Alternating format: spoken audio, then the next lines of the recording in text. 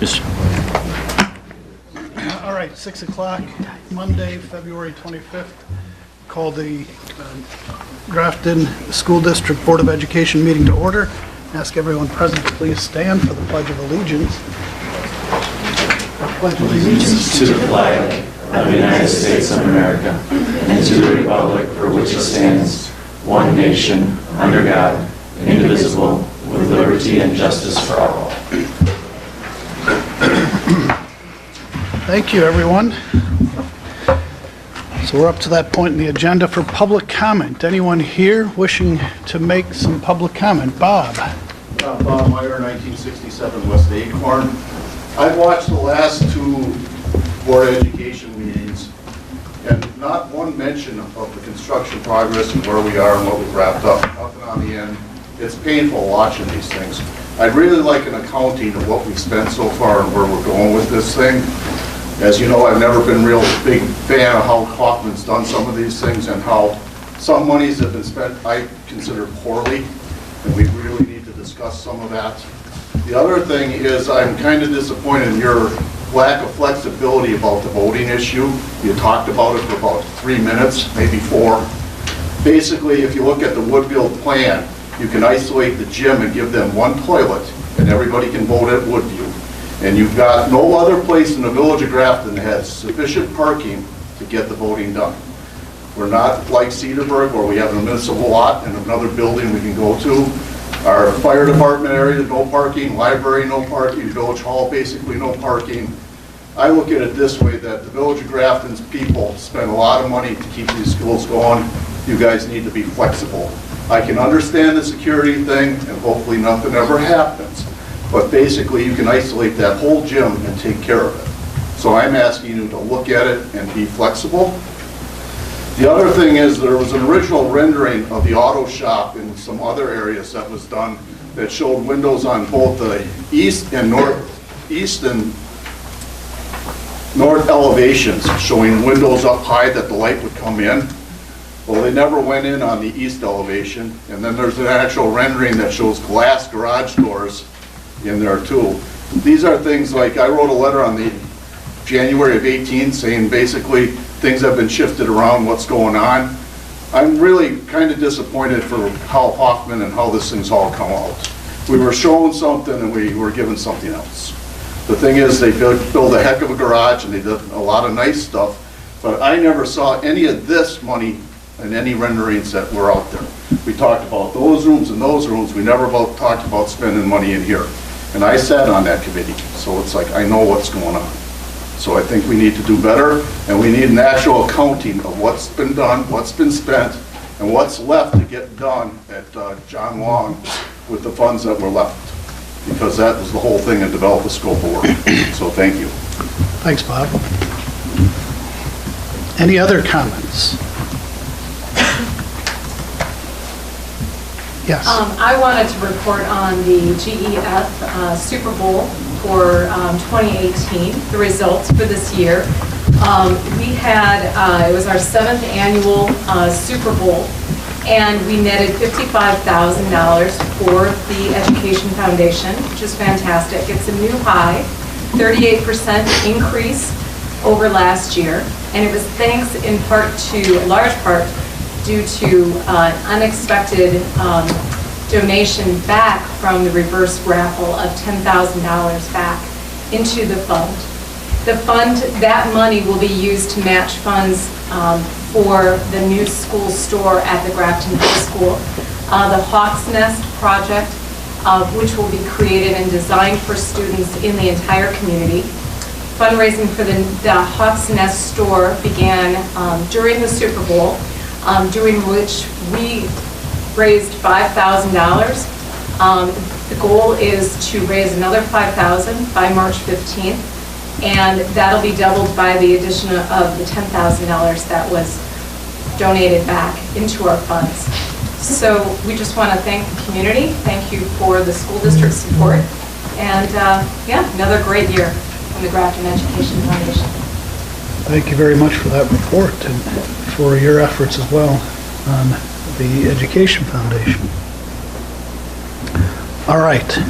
Anything else? Then we have consent to agenda items on the consent agenda. Look for a motion to approve those items. So moved. Second. Movement and a second. Any discussion? Because I have one suggestion under H.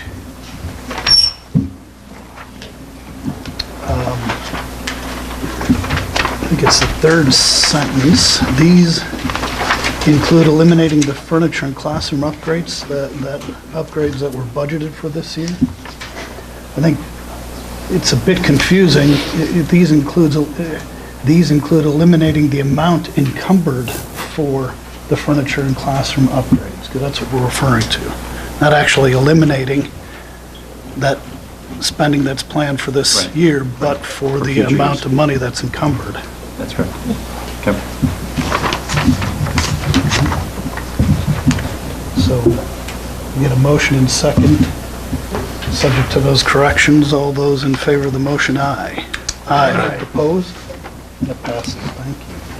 All right. Jeff, the superintendent's report. Yes, so this week is the Grafton High School Spring Play, Pandemonium, original play written by our own Mr. Atkins. So it starts on Thursday night. Later on, I talk about literacy night, so you can go to Kennedy's Literacy Night and then come over to the high school and just have a great night of fun in the district. But it starts Thursday night and goes through Sunday. So come and support our fine arts students as they perform. And then I've asked Mr. Manti to come and read the names for our swimmers, as well as give us an update for the wrestlers that competed at state on Friday and even on Saturday. Yes, so good evening, everyone. Just here to talk about some recent accomplishments from both our boys swim team and our wrestlers as well. The boys swim and dive team, we want to congratulate them for their 9th place finish at the state meet on February 15th and 16th, so great accomplishment, improved from last year. In our individual competitors, we had Ben Niswanger, who took 4th place in dive, Caden Starr, who took 12th place in dive, Nick Starr, 4th place in the 100 butterfly, 5th place in the 200 IM, Gavin Depius, 13th place in the 100 backstroke, 16th place in the 200 IM, and the 200 medley relay of Depies, Nick Starr, Trevor Bodart, and Michael O'Connor were placed 7th, as well as the 400 freestyle relay of Bodart, Depius, O'Connor, and Starr in 9th place overall. So lots of great accomplishments, and they had an excellent season. We want to congratulate each and every one of those boys for their for the state meet and their finish. And then we had our wrestlers. So congrats to GHS wrestlers Alec Davis, Austin Griefkes, and Ellis Flager, who qualified for the state tournament held this last weekend. So Kevin Moore provided me with some updates to share with you. Ellis finished 6th place in the 152-pound weight class at state, so that's a great accomplishment. He now has 105 career wins already, and has went to state all 3 of his years at GHS. And then while senior Alec Davis did not place, he qualified for state the 2nd straight year, and he finished with 115 career wins. So we've had 2 wrestlers go over 100 wins this year, which is very impressive. And while Austin Griefkes did not place, he qualified for state as a freshman. So lots of things to look forward to in the future. So thank you. Thank you. Thank you, Mr. Manti. And then also following up with our Woodview and Kennedy Literacy Nights. So new this year, we're having Literacy Nights, and Woodview in the past has had a Make a Book night, and they combined that with their Literacy Night. They had celebrity readers of me, Chief Wenton, and Coach Norris. And I think between the chief and I think Coach Norris had more than us combined. So he truly, we know that Mr. Norris is the celebrity in Grafton. So he taught there for a year. I mean, like Chief Wenton had a gun, and he still beat us. So yeah, I've never seen the chief as nervous though as getting ready to read. It was good stuff, and even Coach Norris was a little nervous, and as I was too. I had to proof my Dragons and Tacos book. So it was good. I saw some y'all there. So Thursday night, they're doing it again at Kennedy. So it's a great opportunity for us to showcase the importance of literacy, getting families to come in. We provided food, thanks to our teachers and our parent groups for setting up the night. Parent groups donating some money to help to make sure everyone can take some books home. And so it was really just a fun time, kids making books. So I saw some writings that students had in their classes and walking around and so forth. So a really great event, and we have it again on Kennedy this Thursday, and then we're already starting to plan for next year, having it on the same night. I was in a meeting today with Diana and Craig and Michael. It'll probably be more in the fall, not so much in February, but a little earlier in the year. So exciting in that way. And then last week, following that loss of 5 days because of severe weather, I sent a letter home to all of our families sort of outlining our plan to make up those days, or those hours. So just as a reminder, Department of Public Instruction went away from the number of days. It's all based on hours, and they give you a minimum. In state statute 121.021F, it states the different requirements. So kindergarten students require a minimum of 437 hours. Grades 1 through 6 require 1,050 hours, and grades 7 through 12 require 1,137 hours. So the high school is a little under 14 hours short. So as Mr. Manta went through his schedule, we looked at, with our primary goal of not extending our school year. We looked at either taking that February date that we just had as a PD day, the March date, all those different things, extending the school day, and really ended on using the March date as a virtual learning day. We even discussed having school for the high school, but we felt that there may be parents who are expecting their high school student to be watching the younger children that day. And so we saw that as being possibly an inconvenience, as well as people maybe traveling already, have plans that way. So we're going to do a virtual learning on that day. So Mr. Manta is working with his staff, and Diana and Rick and Jennifer Griffith are intimately involved with helping with that, which will allow instruction to occur, whether it's a flipped classroom, whatever it may be. You'll be using Canvas, so using our learning management system as a way to be able to track attendance, see the students that have logged in. With some of our other days that we've had, I know from my own daughter, Mrs. Matthews had posted things in science, and she was logging in and having to do that. So teachers have been doing it on their own, and we're using that as a day to gain some time and then lose some of that. We're going to lose the late start Wednesdays at the end of the year, which will allow us to not have to extend the school year or artificially extend our day by a couple minutes, which could impact busing and things of that nature. So we have a plan in place. If we do have another day than the high school, we would plan on the teachers communicating with students electronically for them to be able to complete assignments that day as a virtual learning day. So it's a new experience for us. Other districts in the area are doing it or are piloting it. It's not unusual across the nation. Some states have been using this for a while, but it's unique to have lost 5 days in a couple weeks window of time in that way. So we're moving forward in that direction. And then last but not least, we have our stadium field update. So earlier last spring and then earlier this fall, we were discussing athletic facilities and fundraising for that, with that being the direction that the board and the community had said we didn't want public funds being used to that we'd be fundraising, looking towards upgrading some of our athletic fields. So in September, we established that Enhancing Our Future Steering Committee. Since then, Scott, Kevin Moore, Topher, Jamie, and I have been working we had 3 companies come in to make a presentation to us on what the vision of our stadium could look like, our athletic facility at the high school could look like. And it was companies that we've done work with before. It was Grafe, who had done the stadium bleachers years ago, I think 3 or 4 years ago, 4 or 5 years ago. Rattler, who did the soccer field and the proposed baseball fields that we looked at, and then Point of Beginning, that did some athletic fields referendum work with us during the first referendum. After hearing their presentations, we'd reached out to other districts and get references and so forth, and all 3 came highly recommended. Point of Beginning is the one that we ended up choosing to start working with because they sort of specialize in entryways, and that really is going to be a focal point for us at both the stadium and the soccer field. They also are they're the only company that really has a separate arm of fundraising to be able to help with fundraising. They have someone on staff that helps with that. So we just met with them on Friday. They came in and reviewed some just the parameters of what it looks like. We have a timeline of them coming back to us in early April, which we can bring to our Enhancing Our Future Committee, and then from there bring something to the board. We're hoping at the April board meeting to be able to bring something to the board with a updated athletic master facilities for board approval in that way.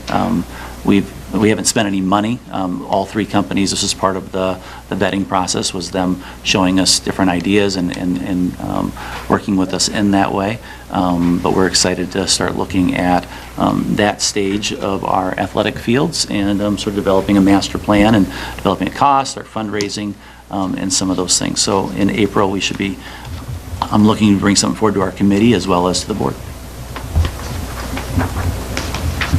And that concludes my report. Excellent, thanks, Jeff. Any questions for Jeff? All right, then we did have one committee meeting, February 11th, the policy committee met. Steve? Yes, we met on February 11th. We had 2 agenda items. The first one was a second reading of the 4,000 policies for support staff. And we also had a first reading of the 2,000 policies for programs. Thank you again for administration for attending for the discussion and input through the policies in which they reviewed. Our next meeting will be March 11th at 7:30. We will be going through the 5,000 series, at least half of them, for the students. So it'll be 5,000 through 5464. That section having a lot of policies. And then I believe administration has also then finished everything with Neola through 6,000, 7,000, and 8,000.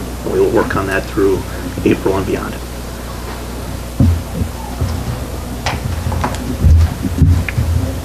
Any questions for Steve? All right, we look forward to wrapping this up. Yes. Progressing forward. An interesting but necessary endeavor. All right, John Long Middle School presentation. I see. Mr. Deering is here with some guests, it appears. Yes. Yes, we have a big crowd, most of which is people who are part of John Long, so, but thank you everybody for coming out. If I could have the TLC members come up though, that are here to also present with me, so you don't have to listen to me the whole time. We have Graham Taylor here, who's joining us, 7th grade math teacher. He's part of our TLC team. Eric Jackson, 6th grade social studies.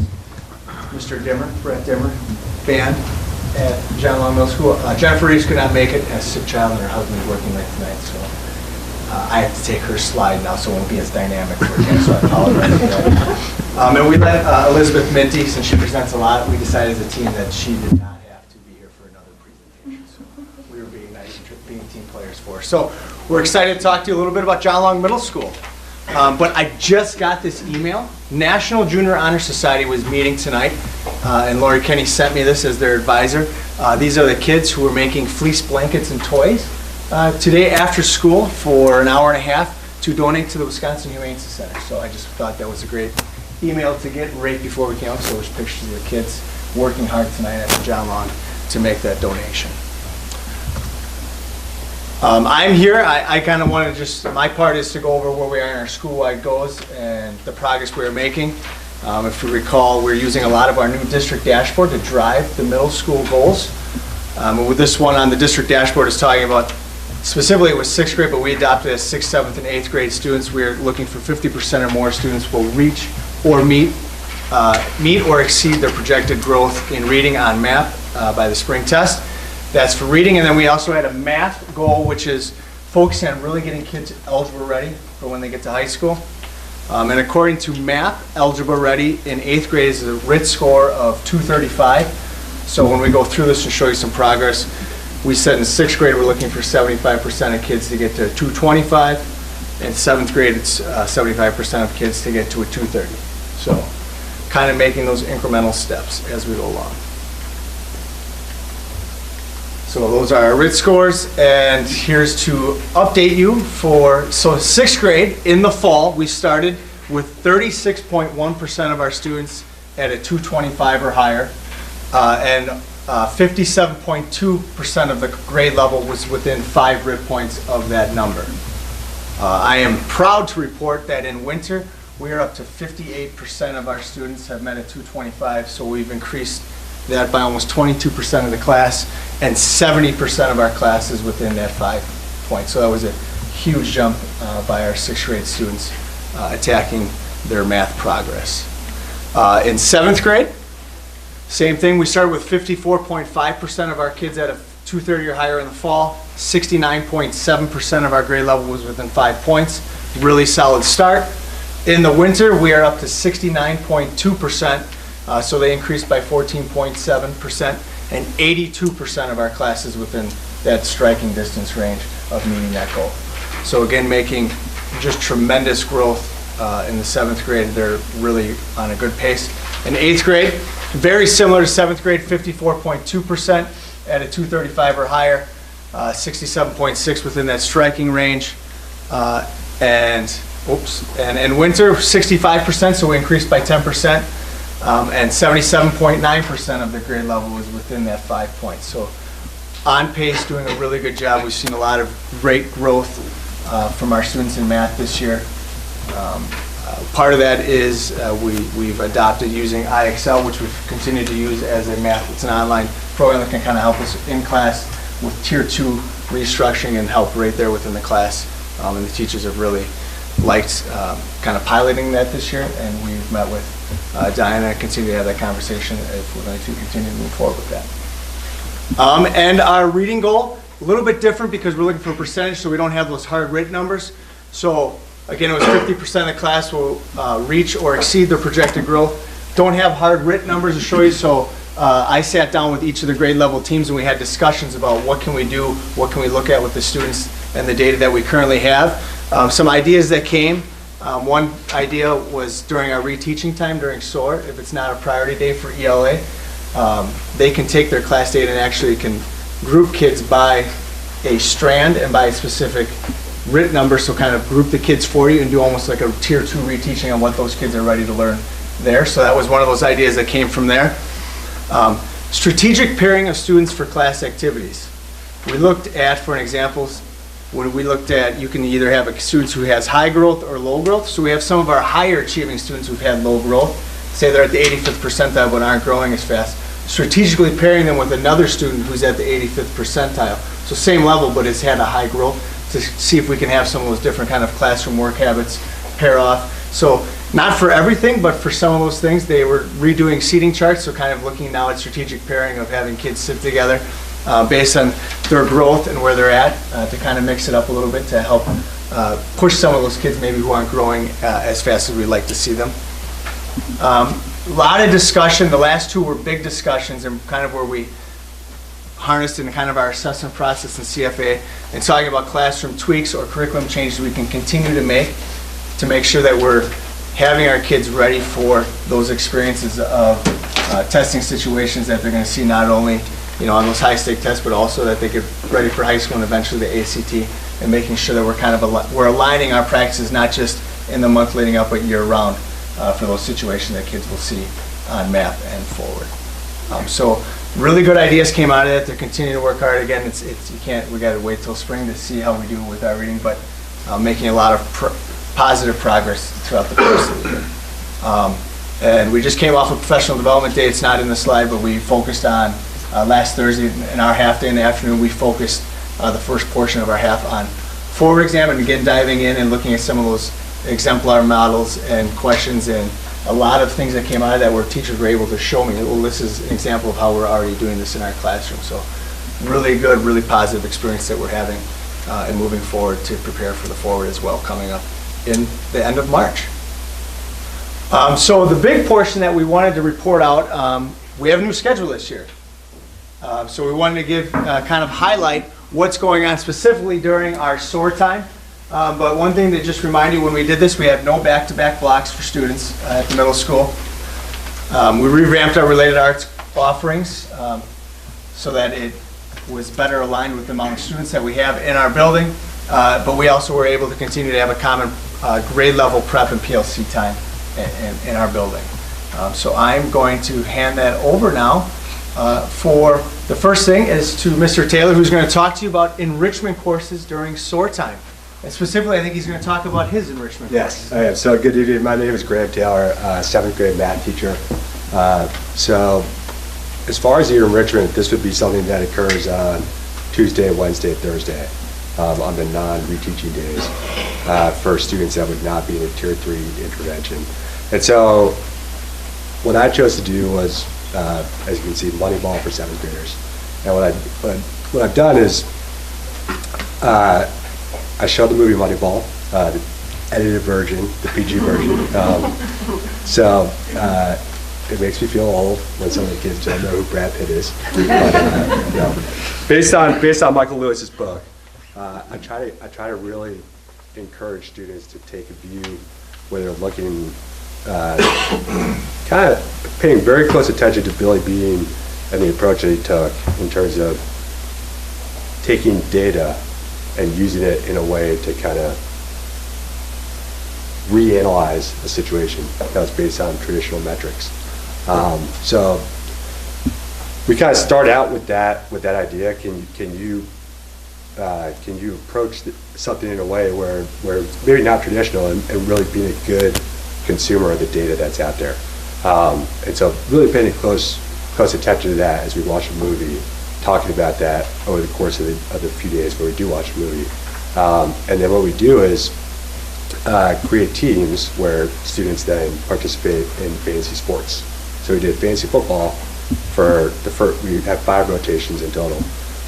So the students will then do their own research. I kind of put them into teams of 3 or 4, and they do their they do their draft. They get to come up with their draft board, their draft strategy amongst their teams, and the idea is that they're using that idea of how can I be a good consumer of the data that's out there and use that to my advantage. So do I think they're going to turn fantasy sports upside down? No, but I hope that they're at least getting a sense for there's all this data that's out there. How can I be a good consumer of that data and use it to my advantage? And then they ultimately draft their teams and then calculate their stats based on it. And so I kind of set it up so that they working with positive numbers, negative numbers, decimals, all stuff that kind of plays right into the 7th grade curriculum, and also working with percents, creating pie charts, and it's really this competitive game that they play for. We did 2 football seasons. We're now about to start our 2nd basketball season. And so even students who came in kind of with no interest whatsoever in sports I felt got pretty into it. As soon as you had that competitive nature, kids got pretty into it. So, and that's one thing that's been neat is to witness the team dynamics. Because we don't give a grade for this course, I've been able to kind of sit back and say, let's let this play out and see how these teams function. And I'll try to kind of give a gentle nudge here and there if I see that a team's maybe not functioning the way I would hope it would. But in general, you kind of see who's going to step into that leader role. And so it's been a really neat experience from that perspective. So that's all I have to report. Awesome. Thank you. I am taking Jennifer's slide. Also during SOAR, Tuesday, Wednesday, Thursday, we have Tier 3 interventions. These are for students who we've identified through Map Forward. Teacher recommendations have foundational gaps. In math specifically, Jennifer does math and she's trained in AVMR. I was hoping she would be able to be here to give you kind of the day-to-day work. She's had 5 students exit this year from AVMR who have filled that foundational gap. Every student who was Elizabeth Minty was just ecstatic when we did Winter Map. She came running to me. Every kid who was in AVMR made significant growth on their Winter Map scores. So we are helping kids fill in those foundational gaps. This new schedule has helped reach those kids, but again, also give kids experiences like statistics in Graham's class. Students who I wouldn't think would normally ask questions were asking questions about like, what does RPG mean, and like, who'd have no background in sports, but like they wanted their team to win. Or kids who are building history, Lego, moments in history through Lego. So watching kids build the Titanic, reenactment of the Titanic, and researching that, and then building it out of Legos in Eric's class. And Mr. Dimmer, in your class, they are poetry and music. So they're looking at songwriting, lyrics, how that all plays together. And I think for a lot of them, finding out that their favorite song lyrics are really just poetry, which they may profess to not like, but find out that they really do enjoy. So, and also we have specific reading interventions based on what the student need is. We have visualizing and verbalizing going on in our building. We have Spire, LLI. These are all programs that are targeted for either comprehension or decoding process for students who have been identified for significant reading needs, and again, making progress for them as well. So very exciting time. Tier 3 is working out very well for us for that time. And to talk about our Tier 2 reteaching priority dates is Mr. Jackson. So we also use, during the course of the week, as Graham said, Tuesday, Wednesday, Thursday are for the enrichment courses. Monday and Friday we do reteaching. We have priority days so that every teacher gets to see every kid. And we base the kids that we need to see off of the use of CFAs, which we use to assess students' understanding of power standards in the classrooms. CFAs stand for two things, either cool, fun activities, which we call them to get student buy-in, and it works not well, or the common formative assessments, where we get to see how the kids respond to the standards and we get to measure the mastery of those standards. When students are labeled as proficient, that means that they've met the standard at the grade level, and so we're happy with their progress, they're where they're supposed to be.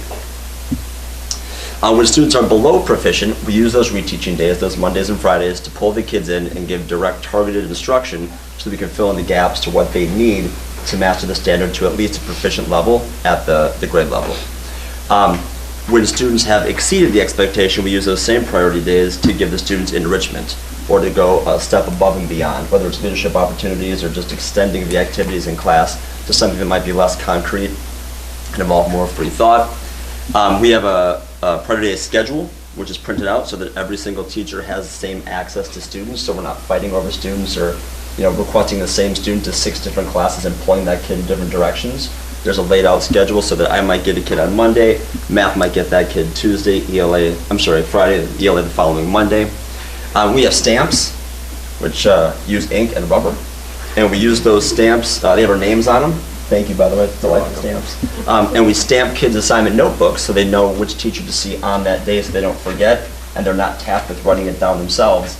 Because as we've discovered, middle school kids writing down things in their assignment notebook can be an arduous task.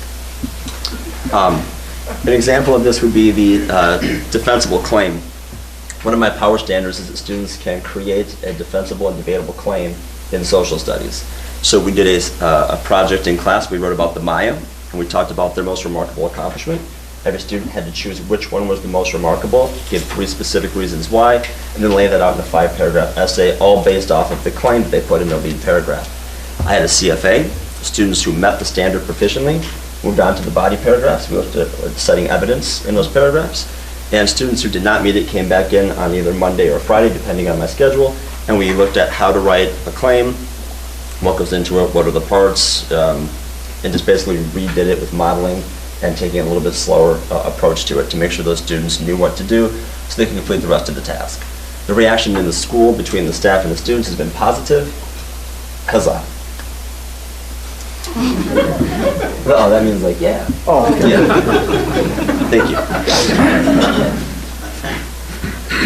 And to hand it over to talk about PBIS is our very own internal coach and TLC member, Mr. Dimmer. Thank you, Mr. Drake. One of the things that we're particularly proud of at John Long is our PBIS. We have a strong Tier 1 background that comes from having our classroom expectations and our expectations posted in all of our different environments. It also comes from the videos that we produce, which show the expectations to students and are done in an engaging and enjoyable way. Always something fun to look for in those videos, and it keeps the kids coming back and keeps their attention as they watch them and as we show them what is expected. Because as we know, expectations throughout the entire community are not the same, but they need to be the same in our school learning community. So the videos do show the examples for teaching and then can be used for reteaching as well. So if staff has a class that needs reteaching on any particular area of PBIS, they can go back to that video and show that video in their classroom. We are refining our Tier 2 interventions. We just began our Tier 2 training last year, and we're refining our Tier 2 interventions and making those work for students. We have 10 students right now participating in check-in, check-out. So again, Tier 2 get to after the Tier 1 expectations. The Tier 1 teachings are not working for those particular students, so we have a more intense procedure that they follow, where they meet with a teacher in the morning, and then they meet individually with their teachers throughout the day and have a specific time one-on-one where they talk with that teacher about what's going on in their class, and the teacher affirms what they're doing in a positive manner to give them a real positive feeling about everything that's going on. Certainly that we don't discount the negative, but it's done separate from that. It's really to build up and reflect on the positive things that the kids are doing, and then in a separate situation work on the other things that need to be worked on.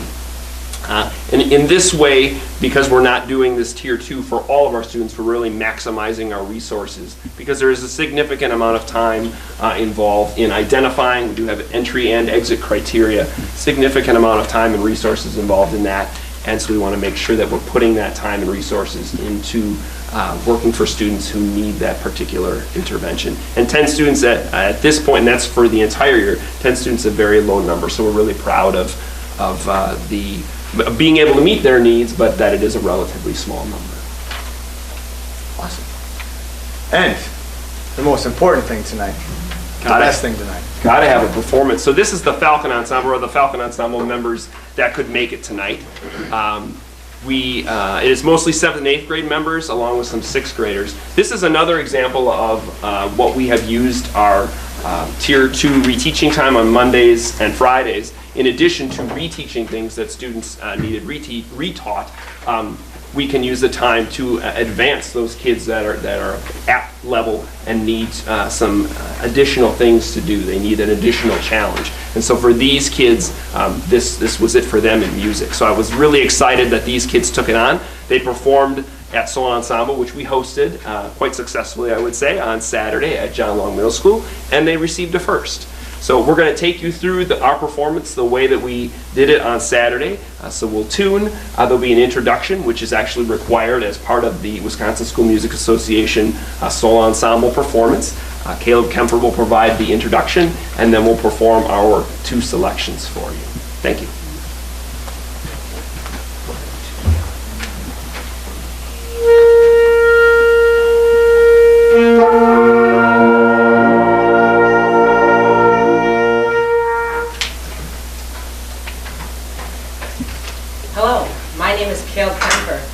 We are the Falcon Ensemble.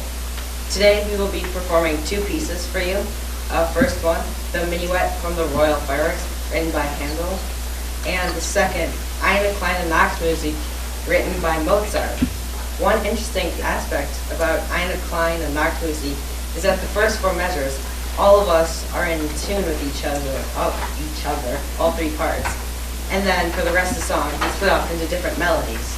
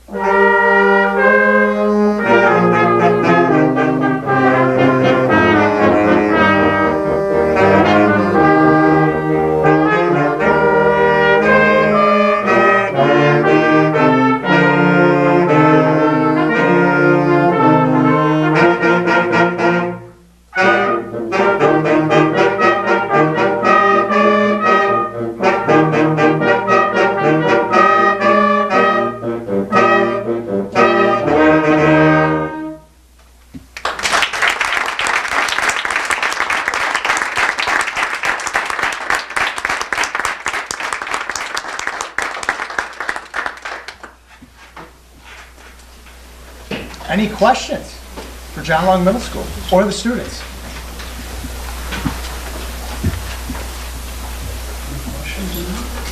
What do the students think about the new schedule?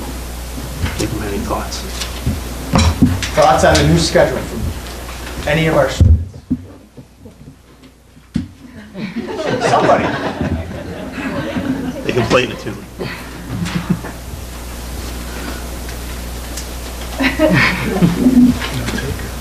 Who's an 8th grader back there?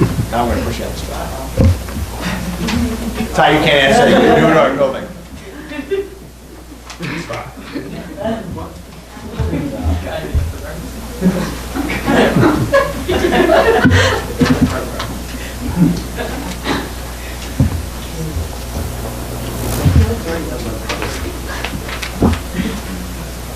Someone. What positives have you found? Have you found any challenges as compared to the way that your schedule was last year? Or no news is good news? I like how the blocks were separated this year. It made just classes a little more easier felt. It's a little less stressful to sit in a whole 8-minute class and move right away to the next 80-minute class, at least for me last year. And I like how we changed the schedule. So then we have like enrichment. It allows for me personally to get some homework done that otherwise I wouldn't have enough time to do outside of school. I would have to do it all. So I like that aspect of the new schedule.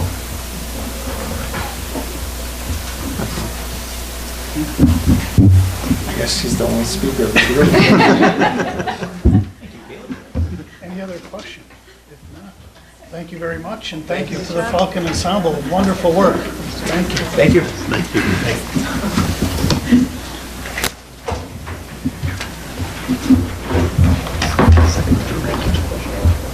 Thank you, Mr. Deering. On to the elementary I-Time SOAR and ROAR update.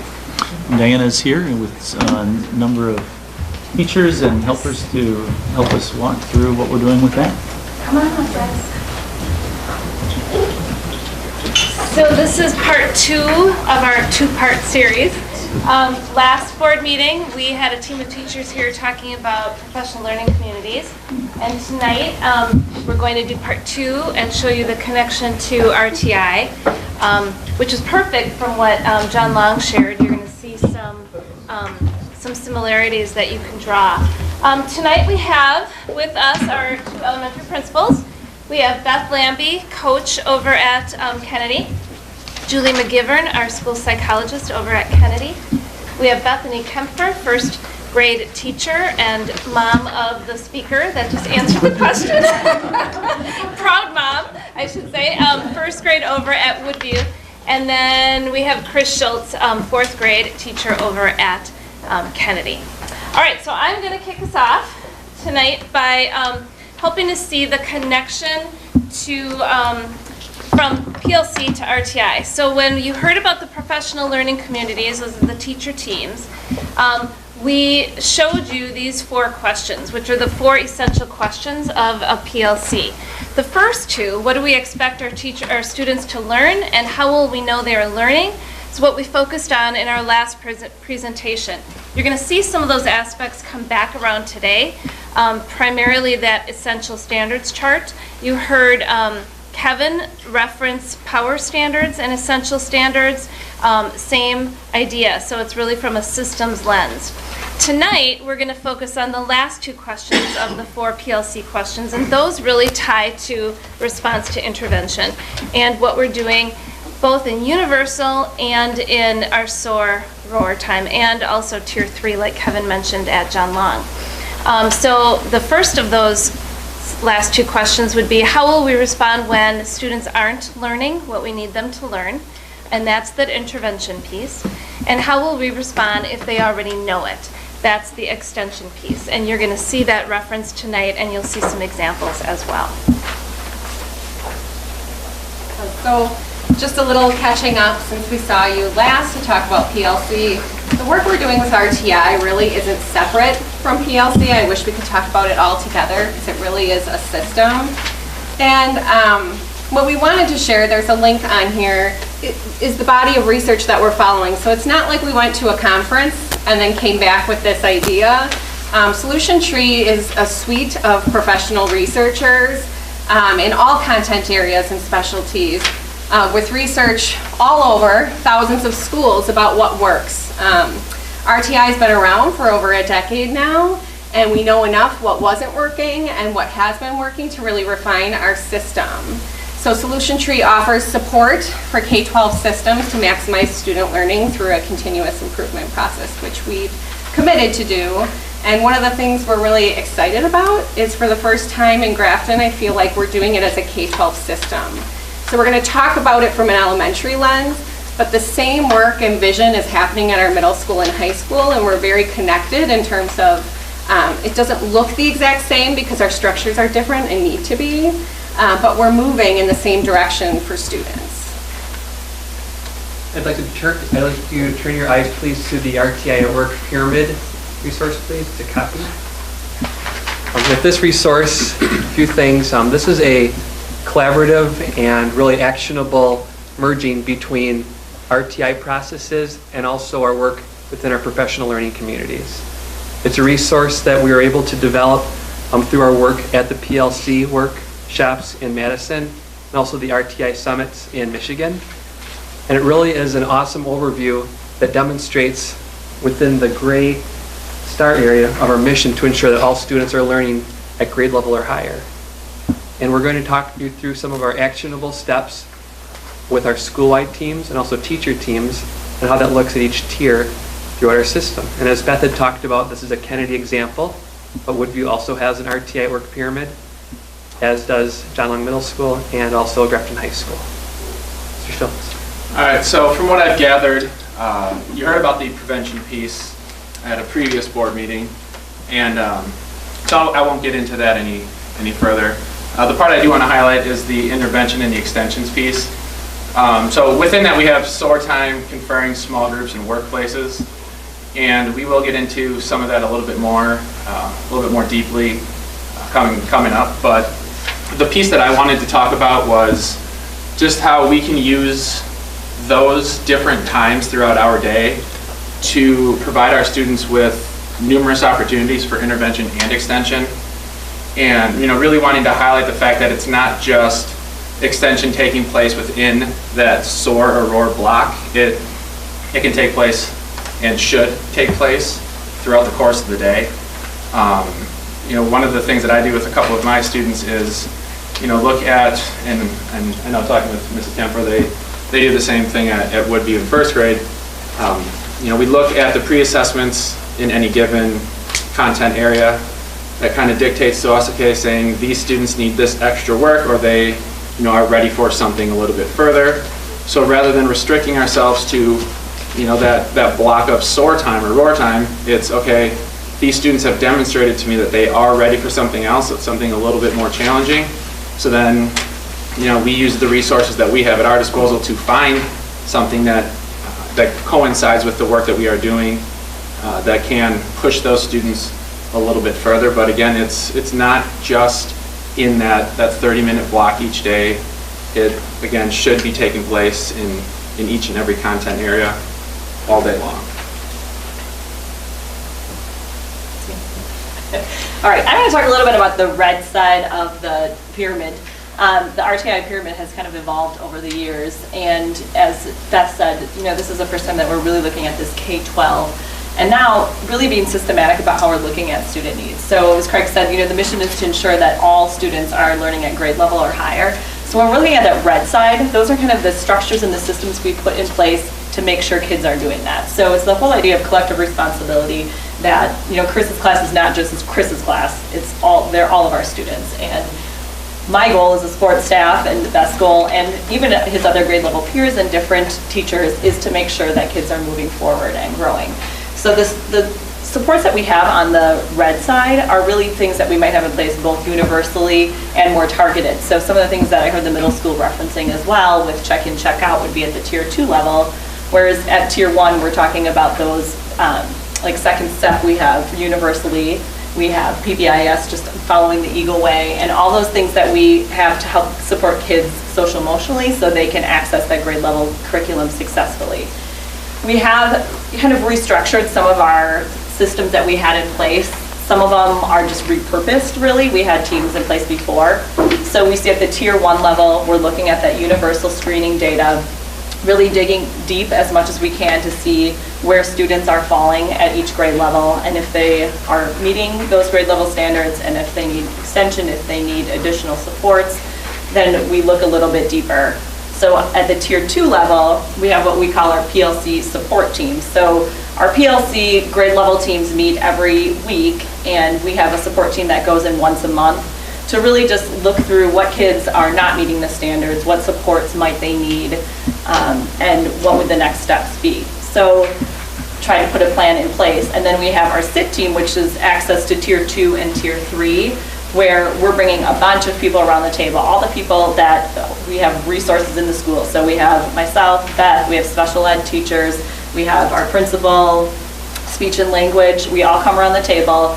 We have an agenda, we look at the kids and that are areas that are having concerns. So I might bring attendance data, I might bring health room visit data. We're really looking at that 360 view of the kid and what do they need, what might be impacting them, what are the barriers that they might be experiencing, because again, we really want them to achieve at grade level or higher.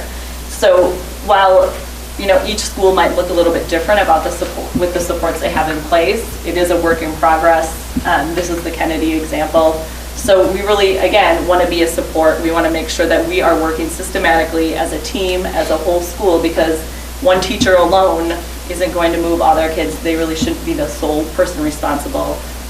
That's why we're all here, is to make sure that students are getting what they need from both social, emotionally, academically, and anything that we can provide to support them.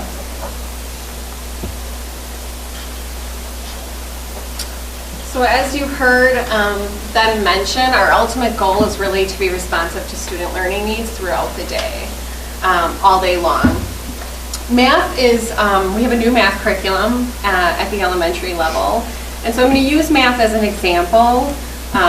We could talk about other content areas too, but opportunities in math now, we have a 60-minute math block plus 20 minutes for number corner.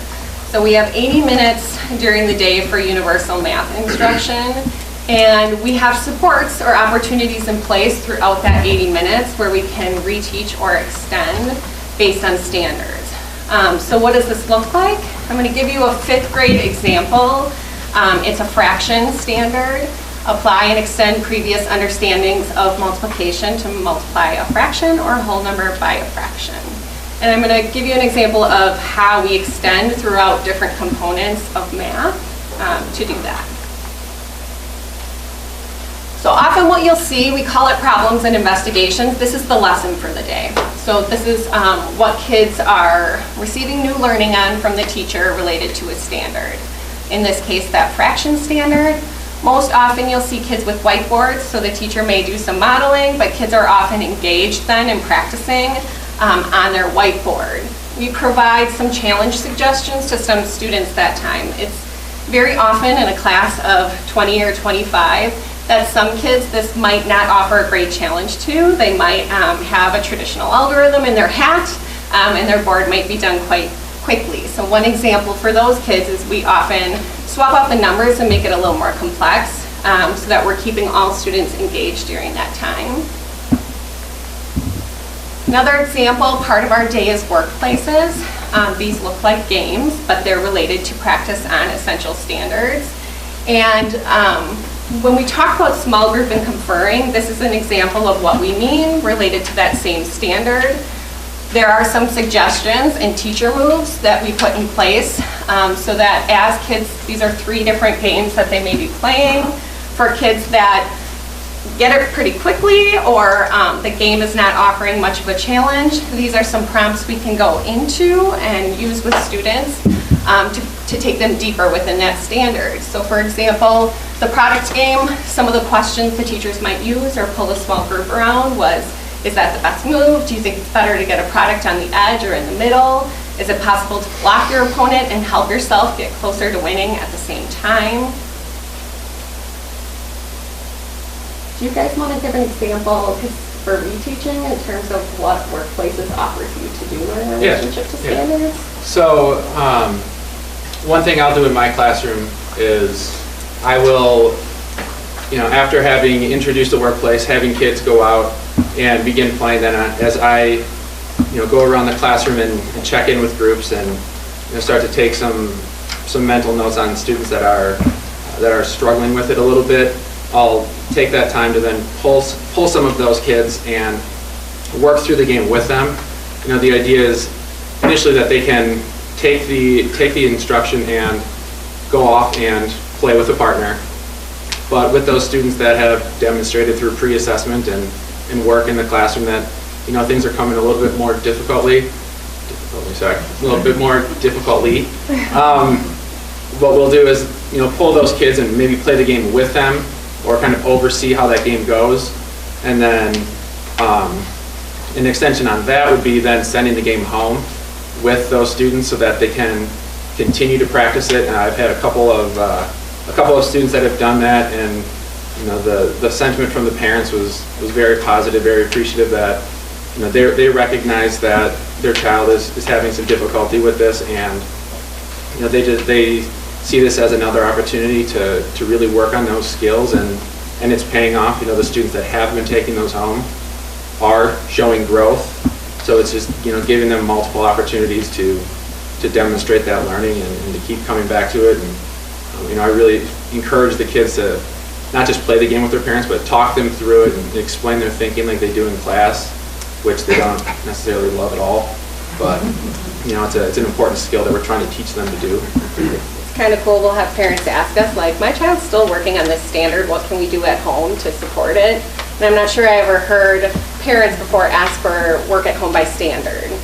So I'm appreciative that we're being a little more clear on exactly what kids need to know, what are the essentials, and where is your child at in relationship to them. It's similar, as Chris was saying, in first grade, where the teacher is able to kind of get in there with the kids and play the game and support the standard that they're working on as they're playing that game. And also, a lot of our home connections that are meant to be sent home to be done at home anyways are the games that we've played in class. So then the families get a chance to play those games also, and then their child gets to be the teacher and teach the family how to play the games. We also have Number Corner. This is an example of 5th grade for the standard that we were looking at related to fractions. You'll hear teachers talk about key questions. We are really doing hard work to think about the types of questions we pose to students in terms of that being a scaffold to either step back or extend the depth of that standard. So just our kids are looking at using an area model to multiply fractions in Number Corner right now in 5th grade. And one of the questions is an example of how we might go deeper with students is the product of these two fractions greater or less than 1 square unit? How can you tell?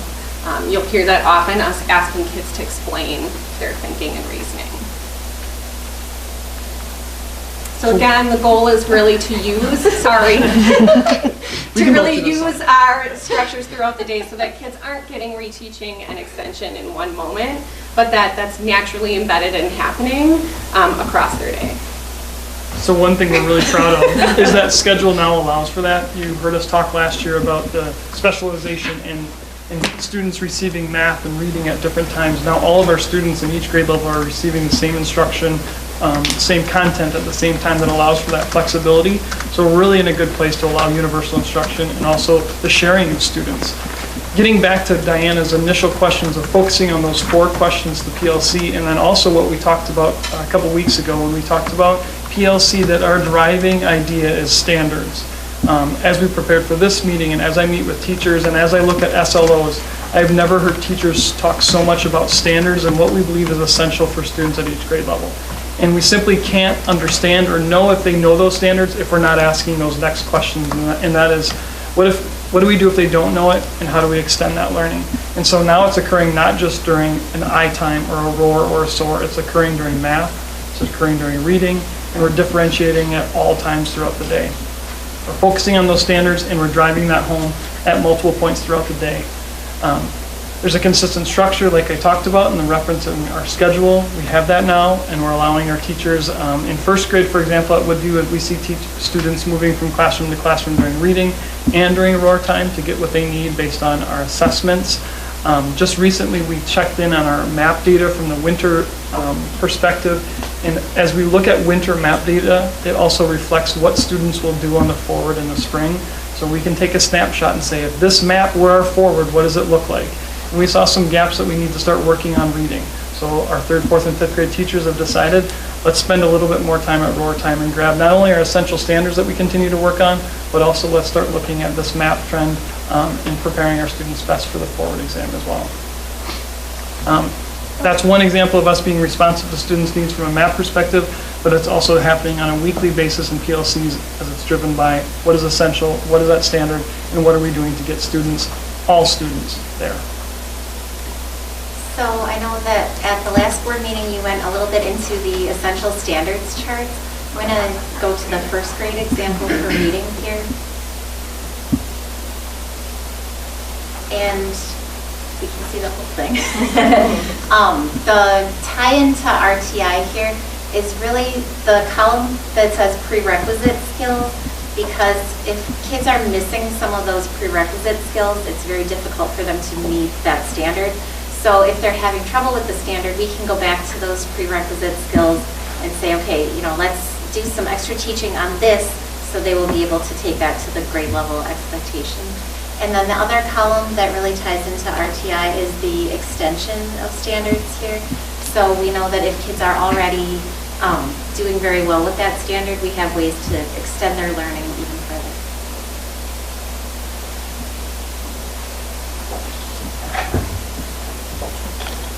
As a matter of semantics and terminology, I wanted to provide a small educational opportunity regarding the terms extension and enrichment. Sometimes we use those words interchangeably, and I've been guilty of that too, but we're trying to differentiate our terminology as we go through the process. And that extension includes students being stretched beyond essential grade level curriculum, the levels of proficiency. That was at far right hand column within the essential standards chart. And an example of that might be asking students to demonstrate proficiency above what is deemed grade level proficiency. So if we're expecting 3rd grade to be here, extending that standard may include another level of intricacy or complexity or that level of learning. And that's in contrast to the term enrichment. Enrichment may include students having access to the subjects traditionally taught by encore teachers: music, art, phy-ed, library, STEM, makerspace classes. And within our RTI research and the literature, we find that enrichment opportunities are essential for all students. And when students miss enrichment opportunities, it can be seen as a punishment. So with our new schedule, we're working really on differentiating and defining between core instruction opportunities for all students and also those enrichment opportunities as well, so that all kids can have that well-rounded approach and experience at school. Just to take on to that, that is an opportunity our integrated studies block 3-5 has given us now, is to pull enrichment opportunities into integrated studies so that we can make sure all kids have access.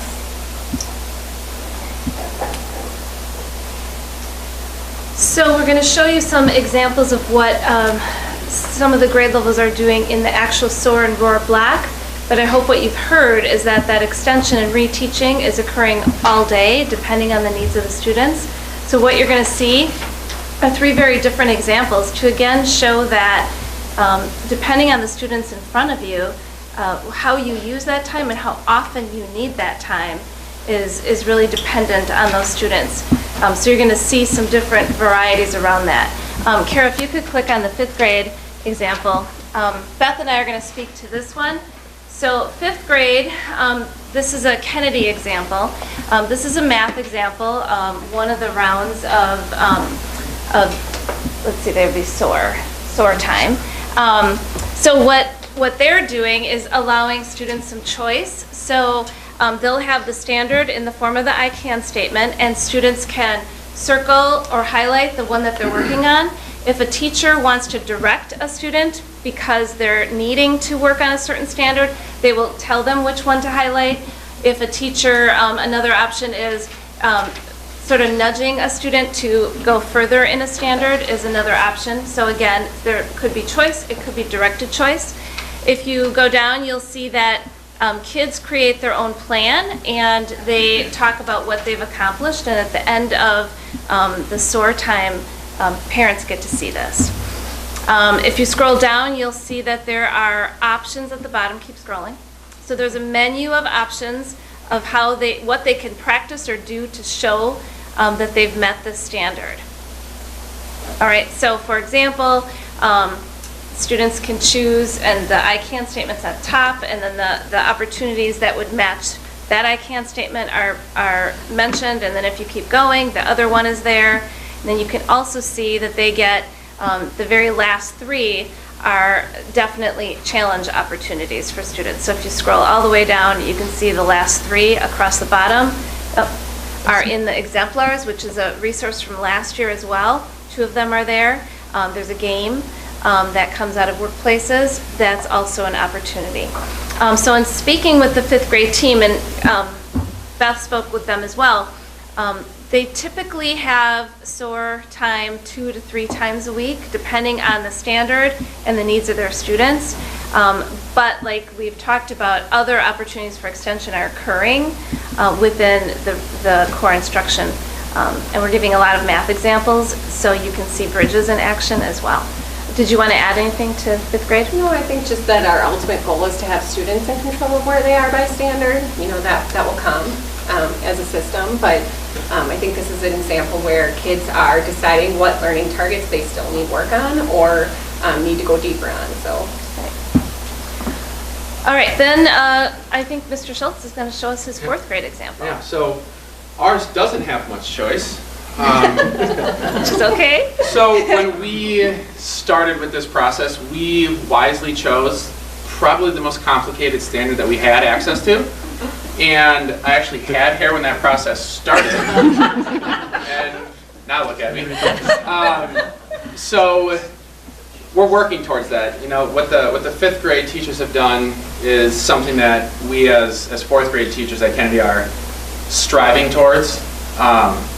It took us a long time, a lot of conversation, a lot of help from Beth, trying to navigate that. So what we ended up doing was looking at the 3 separate pieces to the specific standard, which is for OA3, meaning I can solve a multi-step word problem. So what you see here is looking at one of the pieces. So on the bottom it says solution 1. So then what we ended up doing was providing our students with a CFA that we wrote as a team. And you know, in doing that, we broke the standard apart and said, okay, these are the exact things we want the kids to learn.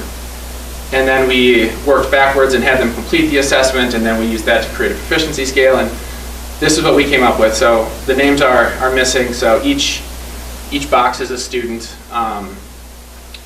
So then we each took a class and said, okay, you know, these students are, you know, beginning based on the proficiency scale that we developed. These students are developing and these students are secure. So I ended up taking the beginning group of kids, and so what we ended up doing was, you know, kind of almost going back to those prerequisite skills and saying, you know, their understanding of solving multi-step story problems is in its beginning stages right now, and you know, maybe they've got a really strong understanding of solving a one-step story problem, but once you get to that multiple step level, students are kind of, you know, some of these students were really having a difficult time figuring out where to go next. So with my students, that's where I took them, was let's just go back to the basics. Let's look at a one-step problem and let's go from there. And you know, building them from the ground up. Ms. Zozak ended up taking the students that were, you know, somewhere in between. You know, we kind of had determined the beginning group and that secure, that proficient group, and then we had, you know, the students who are somewhere in between. So she's doing, you know, a little bit of what I was doing, but maybe on a little bit more complex level. But then the proficient and secure group that Mr. Perry has been working with. So he's taking it and saying, okay, you know, these students have already demonstrated proficiency. So where do I take them next? And when I spoke with him, you know, it was, all right, let's make these problems more complex. Let's use larger numbers. So he was introducing order of operations, exponents, adding variables. So again, taking what they know, adding onto it, and then really introducing them to some content that they will be getting in the future. So trying to really push them to say, hey, when you look at variables, it's not just A. You can do 2A plus A equals a number, and helping them understand that they go together, and then it's 3A equals a number. And so he's really trying to get them to push themselves a little bit further. And if you can click on this variable, this first one right here, so that one. So I guess what I wanted you to see is, so this was that first go around, and then if you click the next one, you can see the change in numbers. So we shifted, at least of the students in my homeroom, 4 of them shifted to developing, and then I think 4 of them had shifted up to security. If you looked at the solution part, I had all but I think 3 kids move up to proficiency in the solving of the problem. So I think I have 20 kids in my homeroom that are now proficient in solving that specific problem, and it fluctuates, and the kids can go in between, and it kind of depends on the CFA that they're working on at the time. But again, it's helping us really understand what it is we want them to know. I mean, I've never in my 10-year career had an understanding of a standard like I do this specific one. And what that really does is enable me to help my students really understand it as well, and help them take that knowledge and apply that learning. But it looks very different, and like I said, we want it to be something closer to what Bethany has and what 5th grade has. But this is where we are in the process. So if you want to go back to the 1st grade example, it's a lot of black because I took out all the student names, but we have our board time going on every single day in 1st grade at Woodview because we need that. So we have along the left-hand side all of the teachers listed out, and then on each day of the 6-day cycle what they're working on. And these students are shared amongst all of us. We have 5 1st grade teachers, including 1 special ed teacher, and then we have other interventionists that we're sharing kids with. So during this time we are working on mainly our 1 NBT 1 standard, which is basically counting, but it's so important for all of the math work they're going to do from here on out. And it involves rote counting, so counting out loud. It involves counting objects. It involves writing the numerals. So there's a lot more to that standard as we unpacked it than we really realized. And so the different teachers are working on different aspects of that standard with different students who need it. And then we also have some reading interventions going on, or there's some enrichment going on some of the days too there. So it's a very flexible schedule. We all agreed never to print it because it moves that much. So as soon as somebody has been in a group a while and that teacher sees, like, this child has it now, they are doing it, then we can swap them out and get somebody else going with something else.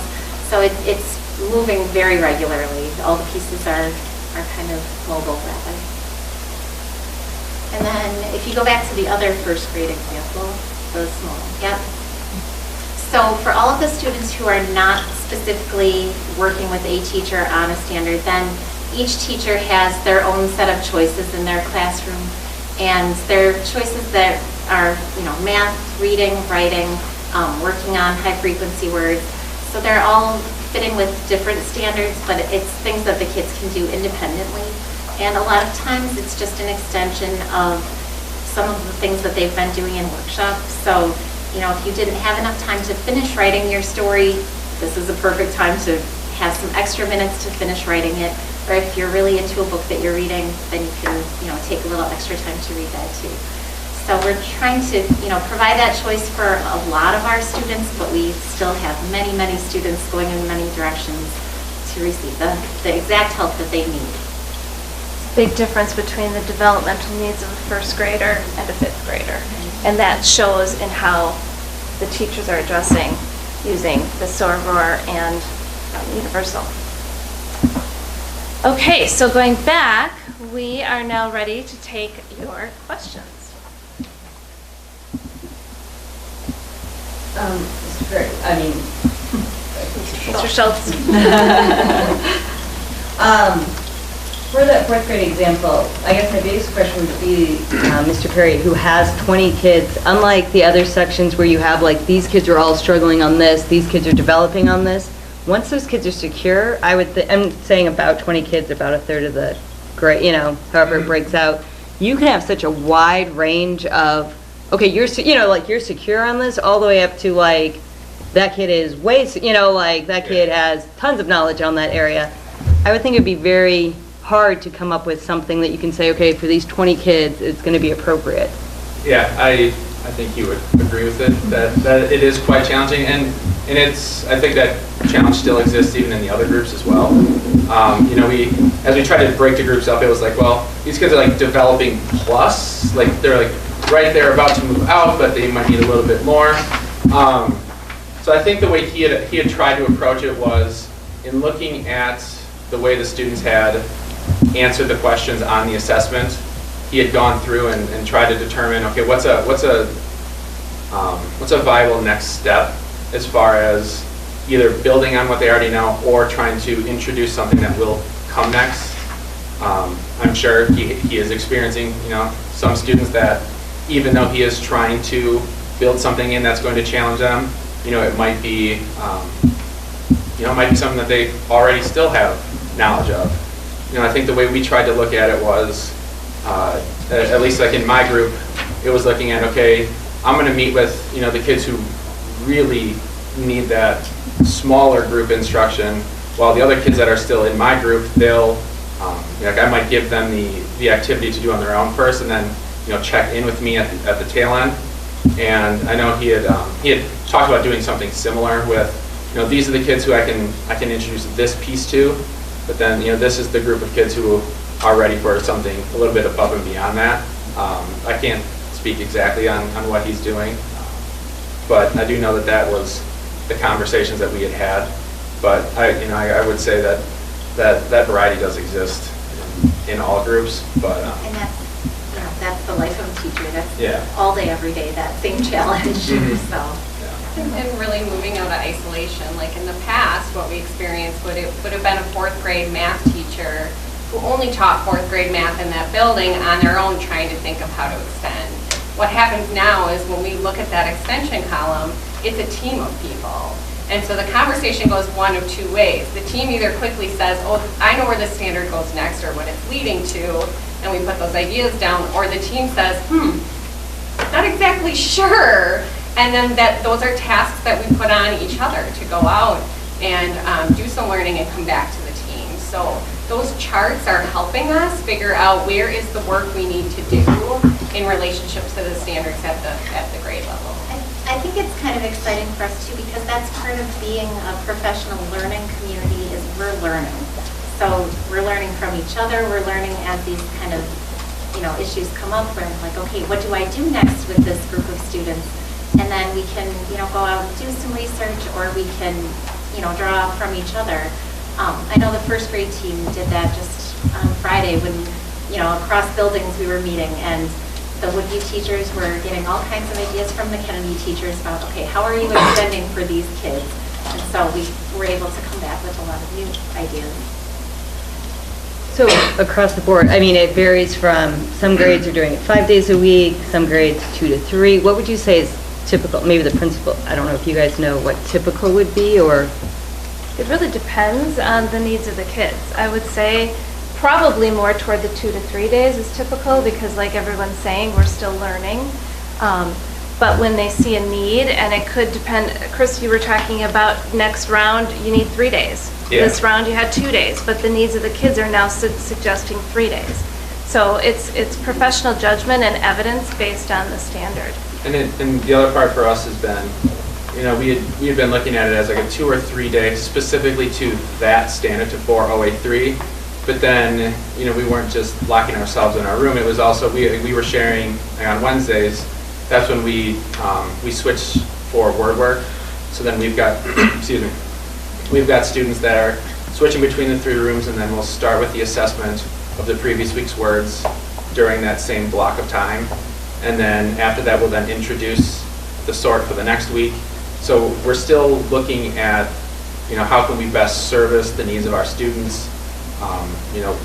Each of us taking a group of learners and using that time in that same way. But I think what we've come to realize is there's a lot of stuff that we aren't getting to in the day.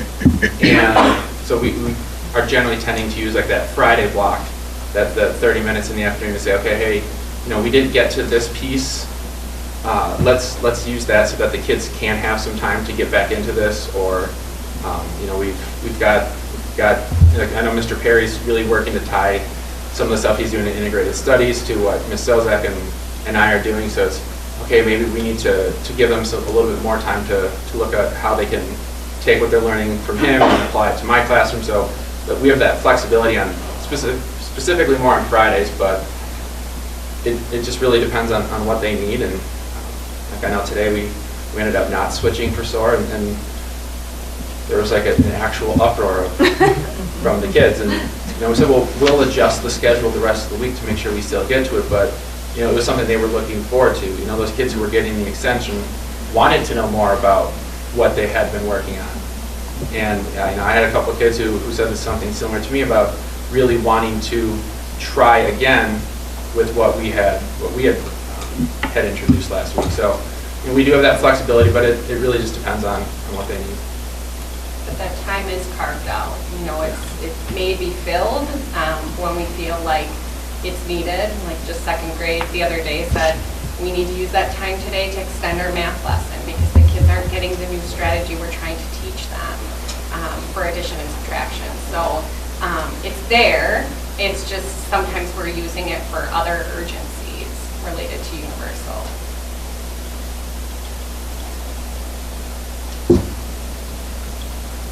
Any other questions? I just have a quick question. Mr. McMahon, you mentioned there were some gaps with ELA in the third, fourth, and fifth grade. When you were looking at the data, can you talk about when we could start seeing more ELA during the board time, what type of interventions? Some of those things we're looking at right now. So like I said, we looked at our winter map data, knowing that the winter map is one measure, and we're comparing that to our common formative assessments that we're looking at in the literacy. So our common formative assessments might say students are doing well, MAP said something different. So where can that focus be? So our third, fourth, and fifth grade teachers talked about some book groups that they could start during roar time that could extend some of those skills, knowing that we want to prepare students for forward, but we also want to continue to focus on those essential skills. So our third, fourth, and fifth grade teachers looked at that data recently at IST and thought, we're doing our essential skills during this point in roar, these 2 days. What can we do with these other 2 days? One grade level also came to me and said we're having significant concerns with students not turning in homework, bringing organizational things into that. So using a roar day from a PBIS perspective to reteaching not just academics, but those academic behaviors tied to behavior in PBIS. So it's mixed. Is it really a reading gap, or is it a will gap of students not being focused? So for all to redetermine. Can I chime in on that too, actually? One of the things, so on Friday, we had, I think most grades started with math, just with the huge focus on bridges. It just naturally lent itself to that. But after having some time Friday morning to look at forward questioning and then looking through some of that data, we, as a fourth grade team, decided, hey, I think our next step needs to be a reading standard. So then we looked at the idea of theme and how that is dug into and how that is taught in the classroom. So what we spent most of Friday doing was creating the essential standards chart. We created all the CFAs we need. So we've got a proficiency scale in place. So once we finish up this round of SOAR and OR around that specific math standard, the next step will be for us to then start working on a reading standard. Again, I think just with bridges, it was on our mind. It was there. Some of those things were a little bit more clear on the front end. So we are shifting in that direction.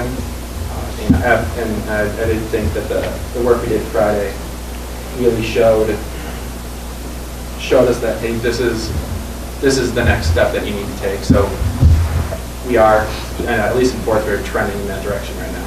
If you remember the PLC teams last week answering, I think, your question, Paula, around how many standards or essential standards chart, and you said something like, you have 100, and everybody was like, oh my God, no, we have like 3. So as they're developing more, the goal would be to meet kids in the area of reading and math within the same week, if need be, if that's what kids need. We're still in the stages of building all of that, so I really commend the teacher teams for the hard work that they've been doing to dig into and really understand the standards, and at a higher, deeper level, really provide students what they need, versus some of the things we've done in the past, which maybe weren't as effective as we hoped they would have been. So as we build those standards, of course, that information and data gets preserved, right? Yes. But what about strategies and techniques as it relates to extension? You know, you talk about things that you did, I think it was at first grade, or things that you learn in the sharing between Kennedy and Woodview. Is there a knowledge base or a repository of information that's saved somewhere? Is it just with each individual instructor? So we have our internal teaching and learning site where we're saving, where everybody internally, all teachers have access, we're saving all the essential standards charts and all the ideas that are embedded in those charts. All of our PD is saved there. You know, all the Bridges PD. On Friday, Beth and Jen took, and the ELA team took the teachers through Ford and the types of questions, and then we looked at text-dependent questioning in classrooms, even at the K and 1 and 2 level, embedded in Read Aloud. All of that is housed on our teaching and learning site. Fridays might not be up there yet, but it will be, because, you know, Kara, Beth, Jen, and Jen Griffith help us get everything onto those websites. So everything, just like integrated studies, all of the units are there as well. So we're building that framework of a place to house all that. Thank you. Any additional questions? Thank you all very much. Thank you. Thank you, guys. All right, moving on to E, academic and career planning presentation. Yes, and I don't recall which board member had spoken with me about this, but we were talking through this. Was it you? Oh. I don't recall, but I was speaking with the high school counselors, and we're now getting into scheduling right now. So Wendy brought on our scheduling thing for 7th grade, going to 8th grade, and high school are into that as well. So we have all 4 counselors from our district here to talk about academic career planning. That'd be a good opportunity for the board to understand what we're doing. It's a state mandated, but to have a clear understanding of what we do with our students. You've heard a lot about academics. And now what do we do to help students look at their academic and their career planning, both at the middle school and at the high school. So I will turn it over to the 4 of you. So Chris is leading us on. Good evening. Thank you for inviting us. When it comes to ACP, it is something that we're very passionate about, and we've worked very hard on with our students, curriculum, all those things. So anybody who doesn't know, my name is Chris Hanley. I'm the counseling director here at the high school. We also have Bonnie Brady, I'm the middle school counselor. Member Austin Isco, high school counselor. Greg Johnson, high school counselor. So what we're going to do, or what we are going to do, is I'm going to talk a little bit about the past, how we got to where we are. We're going to talk about current, what we're doing, and then we're going to talk a little bit about the future.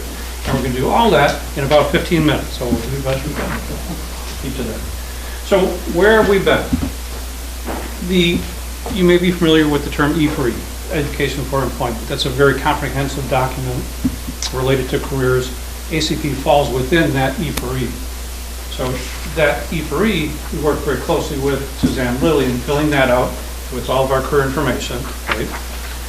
When we look at the scope and sequence, we went through a full scope and sequence with academic and career planning about 5 years ago, filled that document out. Then we also did an alignment with all of our ACP activities to the state counseling standards to make sure everything lines up, that we have everything covered. Many conferences went to about ACP. As you know, ACP is a very hot topic. A lot of emphasis on that. both nationally, locally, et cetera. So conferences, we went to conferences nationally with Naviance down south. I think Mr. Nelson was actually at one in the past as well. Conferences at our state counselor, WSCA, Wisconsin School Counselor Association. Went to many sectionals there over the years to get what is the latest, what is going on, what makes sense for our district, for our students. Okay. Then we also had many meetings as a district to go over, line things up, middle school, high school, make sure everything makes sense.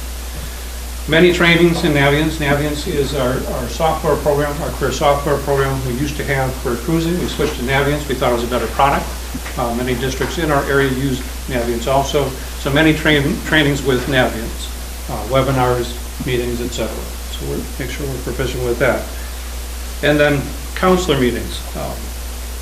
When I say counselor meetings, I mean counselor meetings with Ozaukee County counselors from our conference.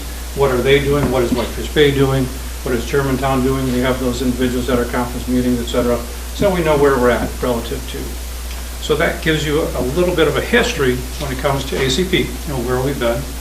I mean, our goal really is we want students to be more directed. We want them to be more confident in their future. We want them to be more knowledgeable about academic and career options so that they can make the best choices possible when it comes to their post-secondary options. And we believe that very strongly.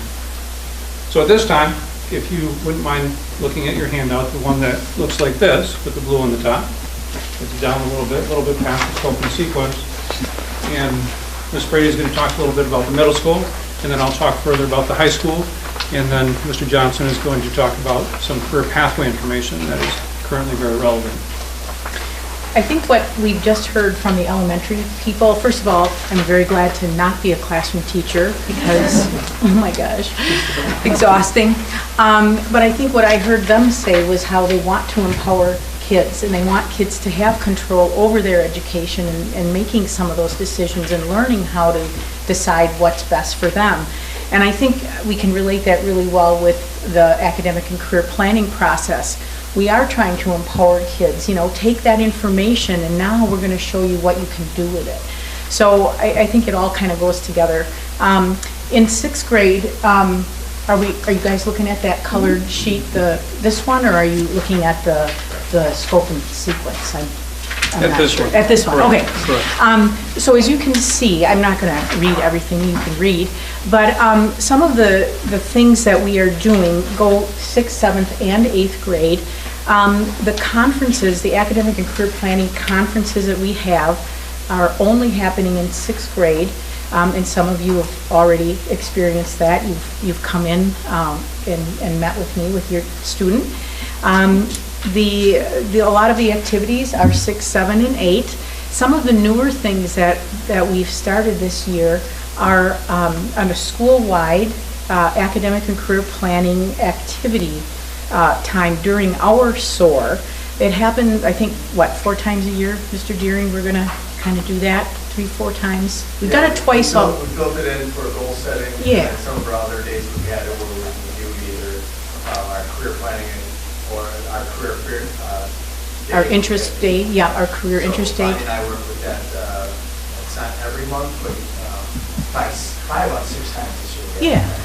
What we're trying to do is, as you've heard this word integrate a lot, we are trying to integrate it throughout the year, not just make it a special time. We want it to become part of the routine of everyday school life. So we're trying to get kids as involved as we can. Let's see, maybe if I put my glasses on, I can see. I didn't used to have to do this.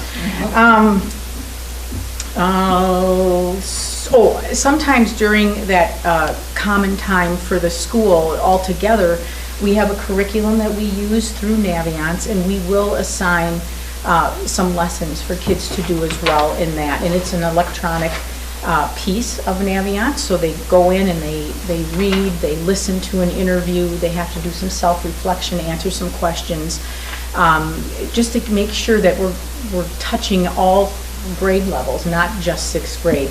Right now, 6th grade probably is the most intense area of academic and career planning because we got to dive in, we got to get started. So they really get bombarded in 6th grade. And then in 7th grade, I go in and Lori Mathias and I team teach during I think it's going to be called, is it Digicom, Digital Communications right now. For 7th grade, we do a unit there. And then in 8th grade, we have some other like field trips. We have manufacturing day that we didn't participate in this year. I think the timing was off. There was a conflict. But we take kids on field trips so they can experience some on-site activities too. So when we talk about the academic and career planning, there's 4 parts to it, and that's on your scope and sequence page, the colored page. It's the know, explore, plan, and go. And probably, I don't know, I would say 90% of the time that we spend in middle school is on the know part. That's the foundation. Who are you? What are you interested in? What are you good at? What's going to be a good match for you? We do a little bit of the exploring. They start to look at career clusters and what that means. And then, I mean, that takes a lot of time. There's a lot of information that they have to gather and all kinds of wondering that they do. I think when we kind of, at the end of 8th grade, I think they are definitely ready to move on. And then that leads to their ACP conference in 9th grade. So I guess I'm going to stop and you guys can take it away, unless anybody has any middle school questions about academic and career planning. No. Yes. Any other time? No. They're just, right now, there's 150-ish kids in 6th grade, so 30-minute, that goes to 45-minute conferences, kind of takes a lot of time, so time constraint.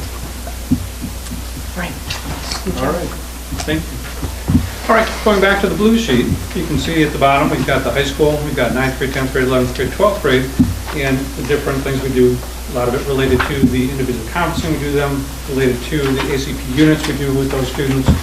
If you then move to, moving relatively fast, but then to the academic and career planning 9th through 12th grade Navians. Okay.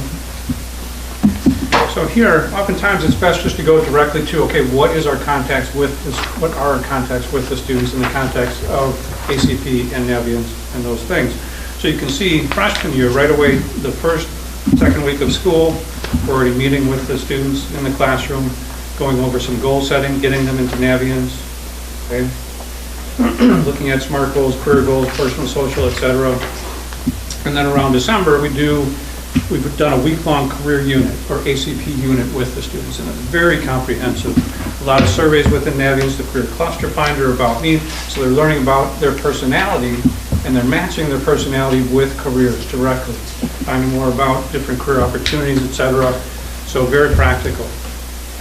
And like I say, and lots of other information. Post-secondary information, college information, we cover all. Our slogan is, you need to have a skill someone's going to pay you money to perform. Where you learn that skill, that is up to you. And we cover all those areas. Military, techno-college, 2-year college, 4-year college, apprenticeship. Okay? So we really try to stress that. It's not where we're pushing students one way or the other. That's their decision. And then, again, a very strong piece of our ACP information is that individual conference with the student, with the parent, in the spring. Those average about 45 minutes where we go through all of our information that they've gotten from the surveys, matching up with different career opportunities, post-secondary options, okay? And then completing their academic program.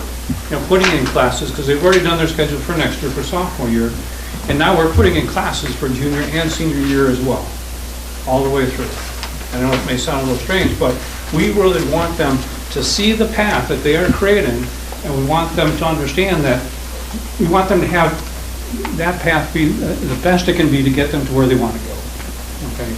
And studies have shown the more that they can relate what they're doing in high school to after, the more motivated they tend to be. So that's a big piece of it right there. And then sophomore year, this is my 29th year at Grafton High School, we actually used to meet with the sophomores also, freshman individual, sophomore, junior, senior, and we literally just couldn't fit it in anymore. So we don't meet individually with the sophomores, but we do still have an academic and career planning with them, 2 days with them. One day focused mostly on careers and the surveys again, all that, and then another day focused on the post-secondary and college information, school information, etc. And right there is listed the different surveys that we do with them. Then we move to junior year, and again, we have an ACP unit with them, usually 2 days in length, again, one career, one post-secondary. And then a very comprehensive ACP individual meeting where the parent is invited to that as well. And we've gotten extremely good feedback from the parents. We give them a survey at the end of the session, both the student and the parent, and we're well over 90% in terms of strongly agree that those are very helpful with, like I say, both the parent and the student. So in those sessions, we cover everything. We cover that four-year planning, and we cover post-secondary options. We talk about what it takes to get there, what they have to do, et cetera, et cetera. Now, amongst your handouts as well is literally the outline of those individual sessions. If you want to look further at those, the freshman one, the junior one, and the senior one. And you can see exactly what we're covering with those students and with those parents. And then senior year, we meet with them individually again at the beginning of the year to see where are you at, what do you need, what information would be helpful, remind them of the different steps, the different processes, etc. And again, those are also very well received. Now, at the beginning of the year, what's not on here, and we're doing lots of other things. We're having our parent meetings. We meet with the freshman parents in groups, the sophomore parents in groups. We're also meeting with each class, the full class at the beginning of the school year in the back of the auditorium. Mr. Manti covers lots of information. And then we have our little piece relative to ACP and things they need to know right off the bat at the start of the school year. Now, when it comes to ACP, one of the things that I feel like I need to share because I thought it was really cool. One of the things I get to do is I'm on the Counselor Advisory Council to UW-Madison. So I go there once a year, meet with their director of admissions and their admissions people. And this last time I went, they had their data person go over all, I'm like, oh my gosh, he's got all the latest data on all the different admissions relative to the university. And he said they have data showing that fewer students are changing their major, which is saving them time and money. And why is that? He said it's because what high schools are doing with ACP. I thought, that's cool. That's a nice thing. So forward, where are we going? Well, as you know, our schedule is changing. So our goal, and it's going to take some work, but we'll get there, is, as Bonnie mentioned, similar, where we want to make the ACP not just a week in December, not just 2 days in the spring. We want to make it consistent through the school year, using those resource times in the morning on a consistent basis. Teacher delivery, a lot of it. So again, consistency all the way through the year. So that's what we'll be working on coming up. And then making further connections, with the community as well, and businesses in the community. Also, related things, we've got the Career Fest, which is very popular with our parents. We've got the Career Fair, where we bring all the businesses in. We have our Career Day, where we put students on buses and take them to local industry and businesses, etc. So there are a lot of really good things going on. Like I say, we're very passionate about it. We feel like we're doing a good job. In the past, I feel like we've always had a really solid ACP program, and it just gets better each year, honestly. I know Greg is going to talk a little bit about career paths. All right, thanks, Chris. So yeah, to kind of piggyback off what Chris was saying, we're excited to look ahead, see what next year brings with our new schedule, the delivery, and so forth. So like Chris said, in December, in the past, we've done a week-long presentation or week-long career unit in American government classes. If your students are in AP HUG, though, AP Human Geography, will be doing their career unit later. We didn't want to take up time because they have a lot of material to cover before the AP exam, but that's coming up. But that's all going to change and look different next year, so that's exciting. A couple other things that that are going on. Recently, we became part of a pilot program in Wisconsin called Pathways Wisconsin, and basically it's a project. CISA 1 is heading it up for our area, and what they're doing, they're taking in-demand occupations and helping schools develop career pathways. So the first one is a nursing pathway, and so we've been working with Karen Smith from CISA 1, Fran Grant from the high school, and other people, just kind of looking at how at a glance, our students who are interested in healthcare, specifically nursing, what are courses they can take here at the high school, what of those courses are articulated that they can get credit at Fort College, and then what are the different potential careers. So that's exciting to be part of that initiative. The next one that they're looking at working on is a pathway in construction and then education. So we're on board with that group now, and so that's pretty exciting stuff. So Chris mentioned we collaborate a lot with the area counselors. So I've been a counselor in Ozaki County for 19 years now, and as long as I've been here, we have been part of a career fest. It's basically the high school counselors in all the public schools in Ozaki County that we put on. We have over 100 careers represented at Concordia, and it's a 2-hour evening annual program. So we've been doing that, which is exciting. We get a great attendance at that event. But what we did differently, well, I should say, in addition to that this year, we are having career pathway nights as well. So in November, we had a health careers pathway. Again, it's just mainly for Ozaki County students. That was held down at Concordia, and we had about 200 students or families attend that event. And it's where they can delve a little bit deeper, hear people who are actually in the field talking about the program, then ask questions and so forth. So it was a pretty eye-opening event for a lot of students. We're planning another one March 21st, I believe, and that's going to be at MATC, and that's an IT night. So again, all the students in the county will be invited to come to that event and explore more opportunities in that area. So also another initiative, I guess you could say, that we are part of. We're working with Ozaki County Economic Development Council, or group, I should say, all the county public schools, Ozaki Youth Apprenticeship people, CISA 1, and others to develop more career exploration activities for Ozaki County students, obviously including Grafton students. Because as we've been meeting, we're finding out, well, this district's doing that, this one's doing that, and so we're all drawing on the same resources. Why not work together and don't tire these people out? So that's something it's exciting to be working with that group of people. And so those are just a few of the many exciting events going forward that we're working on regarding ACPs. So that's question, anything that we can elaborate on or answer?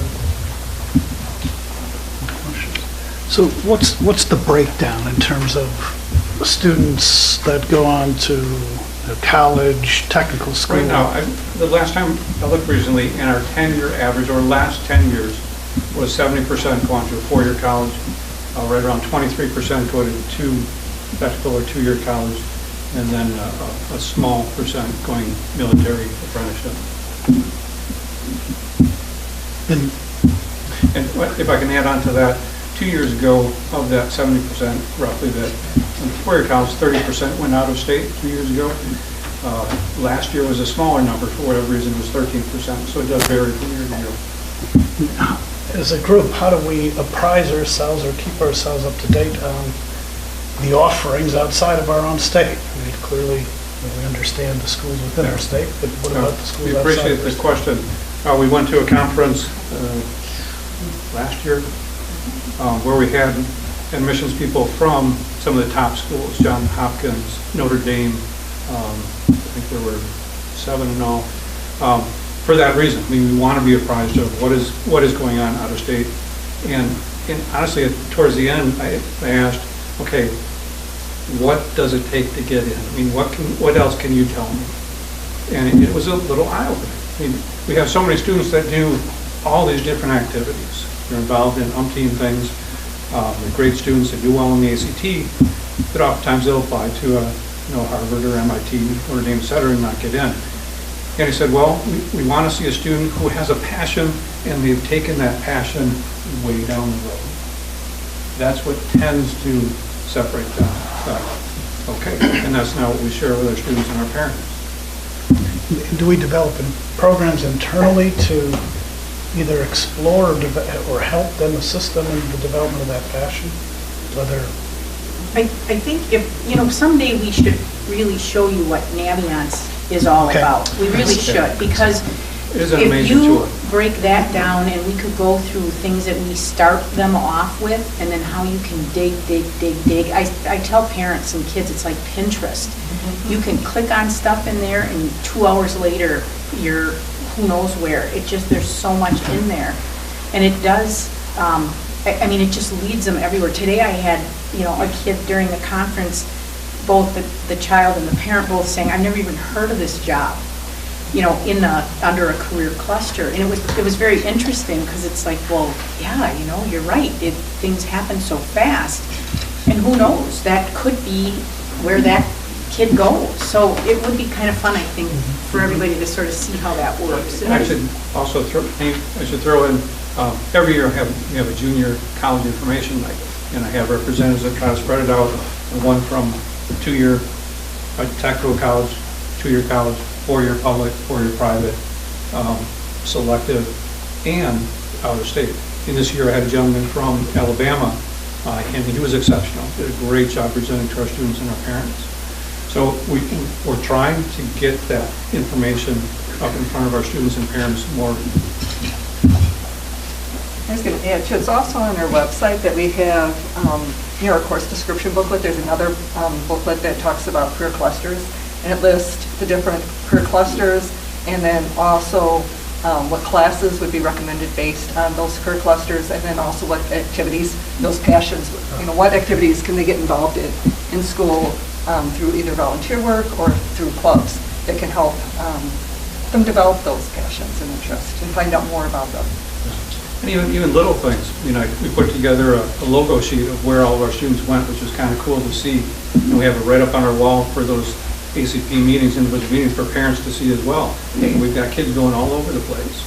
And we're in the process of putting up a map of the U.S. where we're going to start putting pins on where our students have gone. So again, it's a good visual for students and parents to come into the counseling office. And I think also, I think all of us have done this too, like with our own students where we visited colleges, that we've all had college-age students, but also in different opportunities. Recently I was at Vanderbilt University, I've been at Notre Dame University, and different opportunities that I've had. And so it's just a nice way to get on those campuses and visit and learn more about it. Thank you. As a group, we really have been a lot of places. Like Rosin was saying, I've been to MIT, I've been to Harvard, been to Notre Dame, been to lots of different schools.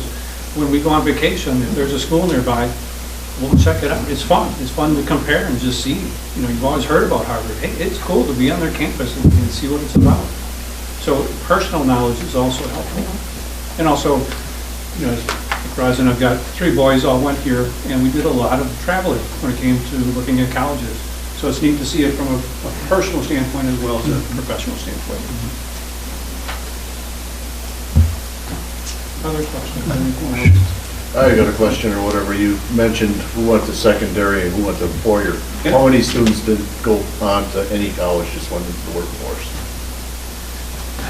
Went straight into the workforce, like I say, it's a very small percentage. I don't have the exact percent. If I had to guess, I would say 1-2% that didn't go on to any post-secondary training. Okay. Do we know how many kids actually graduated from a 4-year? We know how many go, but do we know how many actually finish? Do we have that at all? Yeah, so a program that we were just talking about that today. Yeah, through Naviance, we have a program called National Student Clearinghouse, which they track that, where students from each high school are going to college or where they're going after high school, and how many completed, and usually like within 6 years. And when I looked at the data last, I think we were right on target, with the national average, which I'm going to guess. So it's like 50-some% actually finished within 6 years. So I got something from them recently that said they're going to potentially expand that. How many graduated from wherever they went within 8 years? So it changes. But we'd like to see that higher? Absolutely. And hopefully that's one of the things that drives us with our ACP work. And that hopefully students will make more informed decisions in terms of where they want to go and what they want to do, and will graduate. Bob, on our website, we have the Grafton High School profile, and it says class 2018 post-secondary plans. 67% plan to attend a 4-year university, 24% plan to attend a technical college, 0.5% plan to enter the military, 6.5% plan to work full-time, 2% apprenticeships. So that's for that year. Chris talks about a 10-year average, but that's, So it does vary that period. 1 year is what that was for last year. Thank you. So if you had to estimate one-on-one time with each student, on average, what would you say it is from a guidance perspective, one-on-one per student per year? And then over the 4 years of high school? Well, for many of the students, it's that individual conference, freshman year, individual conference, junior year, individual conference, senior year, so those three. So at a minimum, they're going to get that. But then they're also obviously in the career units with the groups, et cetera. And then it's up to the student. I mean, we spend a lot of time with a lot of students who have questions and come in and need help with their application or whatever. But at a very minimum, they're going to get at least that. That's why it's critical that freshman year to have that individual ACP conference, so you know who your counselor is, and you actually put a name on it, and they also know who they are. Because then as you're looking at grades, you're looking at attendance logs, you're looking at students that are doing great, students that are struggling, you know, so a picture with that, and you can think of who that kid is and you build that relationship. So there are some students who spend more time than others because they either are struggling or because they're rocking it. Yeah. You know, you talked earlier about you have 20 kids, you know, in that middle, and then those kids probably in the middle that probably only come in during that ACP conference, I would assume. And we put a lot of thought into when we have those conferences. And we used to do our junior conference in the spring, but with so much emphasis on the ACT and preparing for the ACT and planning for the ACT, we moved those up. So that's now why we do them in December, so that you can have that information. So we try to be very cognizant of what makes sense. Is that typical, or is that, you know, typical as it relates to guidance in that one-on-one planned touch point? You know, from my experiences, just talking to other counselors in our state, I think we're probably doing a little bit better than a lot of the other schools. I mean, some of the questions that I hear people ask, I feel like, oh my gosh, you're so far behind. You know, and we haven't been doing this all that long. So, I don't know, I think we're... Like I say, we've always been a little ahead of the curve, I feel like. In many districts, they did not have the luxury of having a freshman ACP unit. They couldn't get the class time. They didn't meet with students individually. So I feel like we've really kind of... And really, you've been doing it gone out of the way ever since to, you've been yeah. at Grafton for 29 Correct. years. What we do within that, you know, week-long period has changed, but we've been doing it. And we've talked about doing them in groups because our days are getting longer and longer. But those individual conferences are just so important. I mean, and the parents just really appreciate it and get a lot out of it, and they tend to be very individual in nature. That's why. So we really hesitate to go to a group format. I would agree. In my experience from previous schools that I've had a chance to lead or be a part of, is that the individual time that we do spend with our students is on par, if not exceeding what we've spent in other schools, especially from that individual level. And our counselors have communicated here their desire to continue working at that individual level with those students. And as far as their time in the classroom, they also exceed what I've seen as far as their time in the classroom. And we're looking at, as they mentioned before, different ways to deliver that. Or it's not just at one point in time, but it's really throughout the course of the year. And our new schedule will afford us the opportunity to do a better job with that. And it really might free up some time during their day if we can take care of some of that with our resource time in the morning. So I think that will be something to look forward to there as well. But as far as time spent, absolutely on par or exceeding what my experiences have been. Any other questions? Let us know if you ever want to, have us come and show you Naviance, a little tutorial or something. I think you'd be impressed. Thank you all very much. And personally, I know many of you, and I want to thank you for your time on the board, for your commitment. Thank you.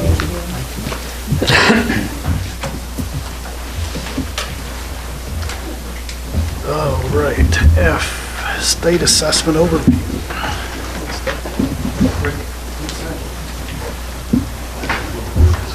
Short, hopefully.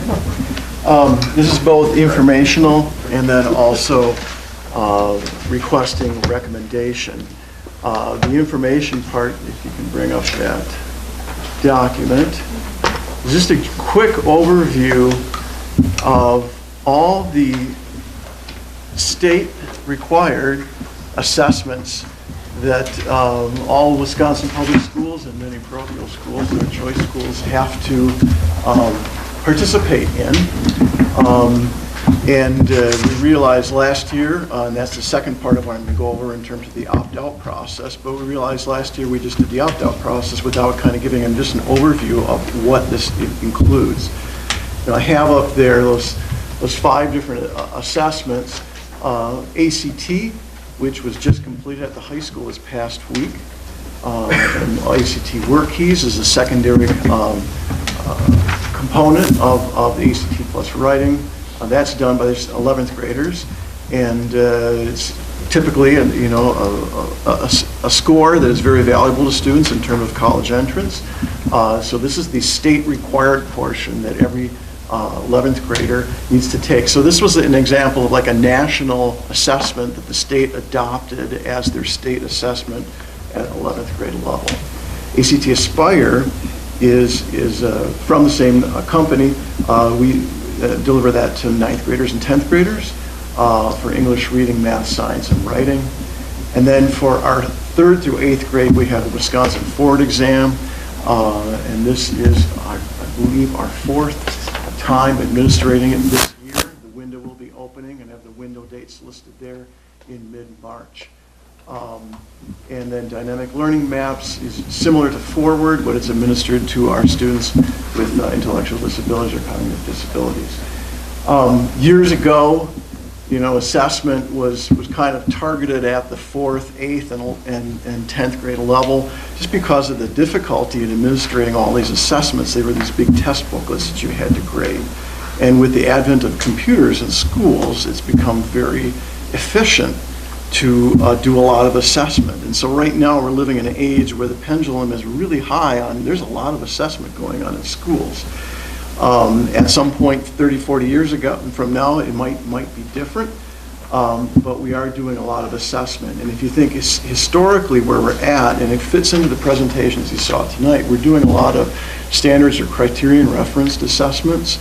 It's not like the norm-based assessments from 50 to 100 years ago where it was an IQ test and then you were just compared against all of your peers. Nowadays, these assessments have expectations of what students are supposed to know at a certain grade level. So that criterion is set, and then the students are assessed on that criterion. Now, what we can do with that criterion then is compare those students then across as a district, a local norm, also to a state norm, which we get with Forward, or to a national norm that we get with ACT. So with these assessments, we kind of have our cake and eat it too, in terms of using it for really powerful information to improve instruction. One of the things we've seen that's an improvement is that we're starting to get these results sooner and sooner and sooner. Not like next day, like we can with MAP. But right now, we know with ACT, we're going to get, the students will be getting the scores pretty shortly, individually, but we're going to get the aggregate data that 1st or 2nd week in June.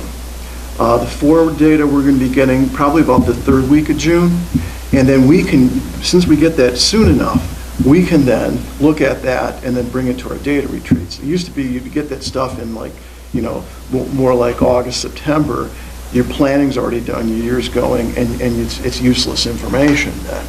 So this is a benefit that it is a lot of assessment, and we're heading into that season right now. You can see those test windows. There's a lot of assessment going on, but it is assessing things that we're teaching, and then that information is useful to us. So that's the information part of this. Before I go into the second part of the recommendation, any questions about this just 50,000-foot overview? Okay. So in the Q&A for Forward, and the text is right off of the DPI website, and actually if you go and look at the legislative statutes, so the text actually matches this for Forward, and it's the same for ACT and Aspire. And it basically, if a parent wants to opt out, and if at these major tested levels, like 4, 8, and 10 through 11, actually, the statute says, we have to grant that to the parents. But in that bolded part of the second page there, I have, if the student is not in the above mentioned grades, so that would be grades 3, 5, 6, 7, and if they're not in that grade, the decision to grant the parent opt-out is at the sole discretion of the school board. So what we've done the last few years is come to you annually, grant you that question of how you would want to decide. And basically, it's the parent opt-out is a written notice to the school principal. Sometimes they write to the superintendent too. And then depending on the outcome of your action here, we would then grant for those grade levels the exclusion. To give you a little more information about this, the most we've had is we had 1 year, I think it was about 8% opt-out. Last year, our highest was about 5%, and that was at the 8th grade level. It is less than it was before. It also does not, think of the word ding us. That's a very, very crude word for it. It does not harm us in any sort of way on the state report card for the levels that we're at. They used to have it as a category that was part of your overall score, because there's some districts that were surpassing the 10% amount annually. They actually just have that as information on the report card. So for the culture of our district, we have never gone past that 10% amount, and it is decreasing. So that's about opt-out, and so I have there asking for your approval that if parents write an email or a letter or written notice to the school administrator that they are able to opt out of all those any of the exams.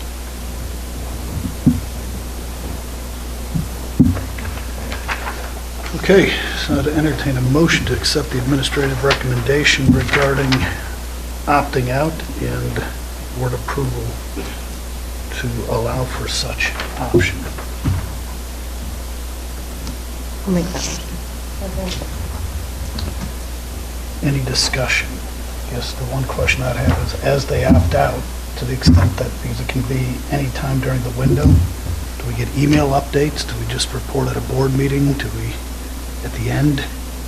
If you'd like to, we could report out at the end of the year, saying we have this percentage, to know what the percentage is. And I guess we do it by the May.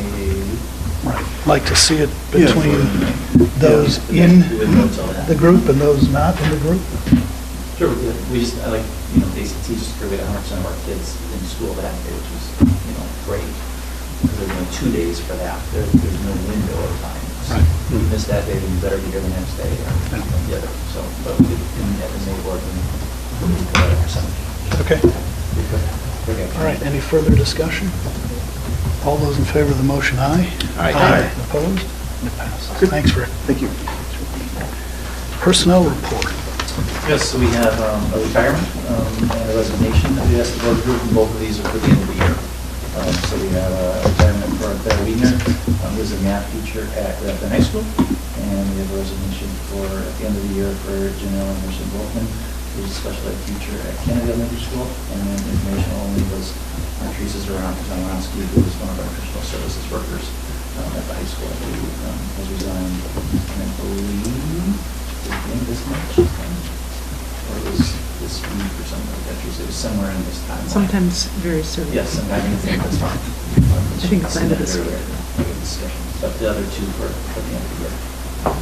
Okay, then I'll need a motion. We'll take those two together to approve the retirement of Claire Widener and the resignation of Janelle Anderson-Wolfman. So moved. Second. Any discussion?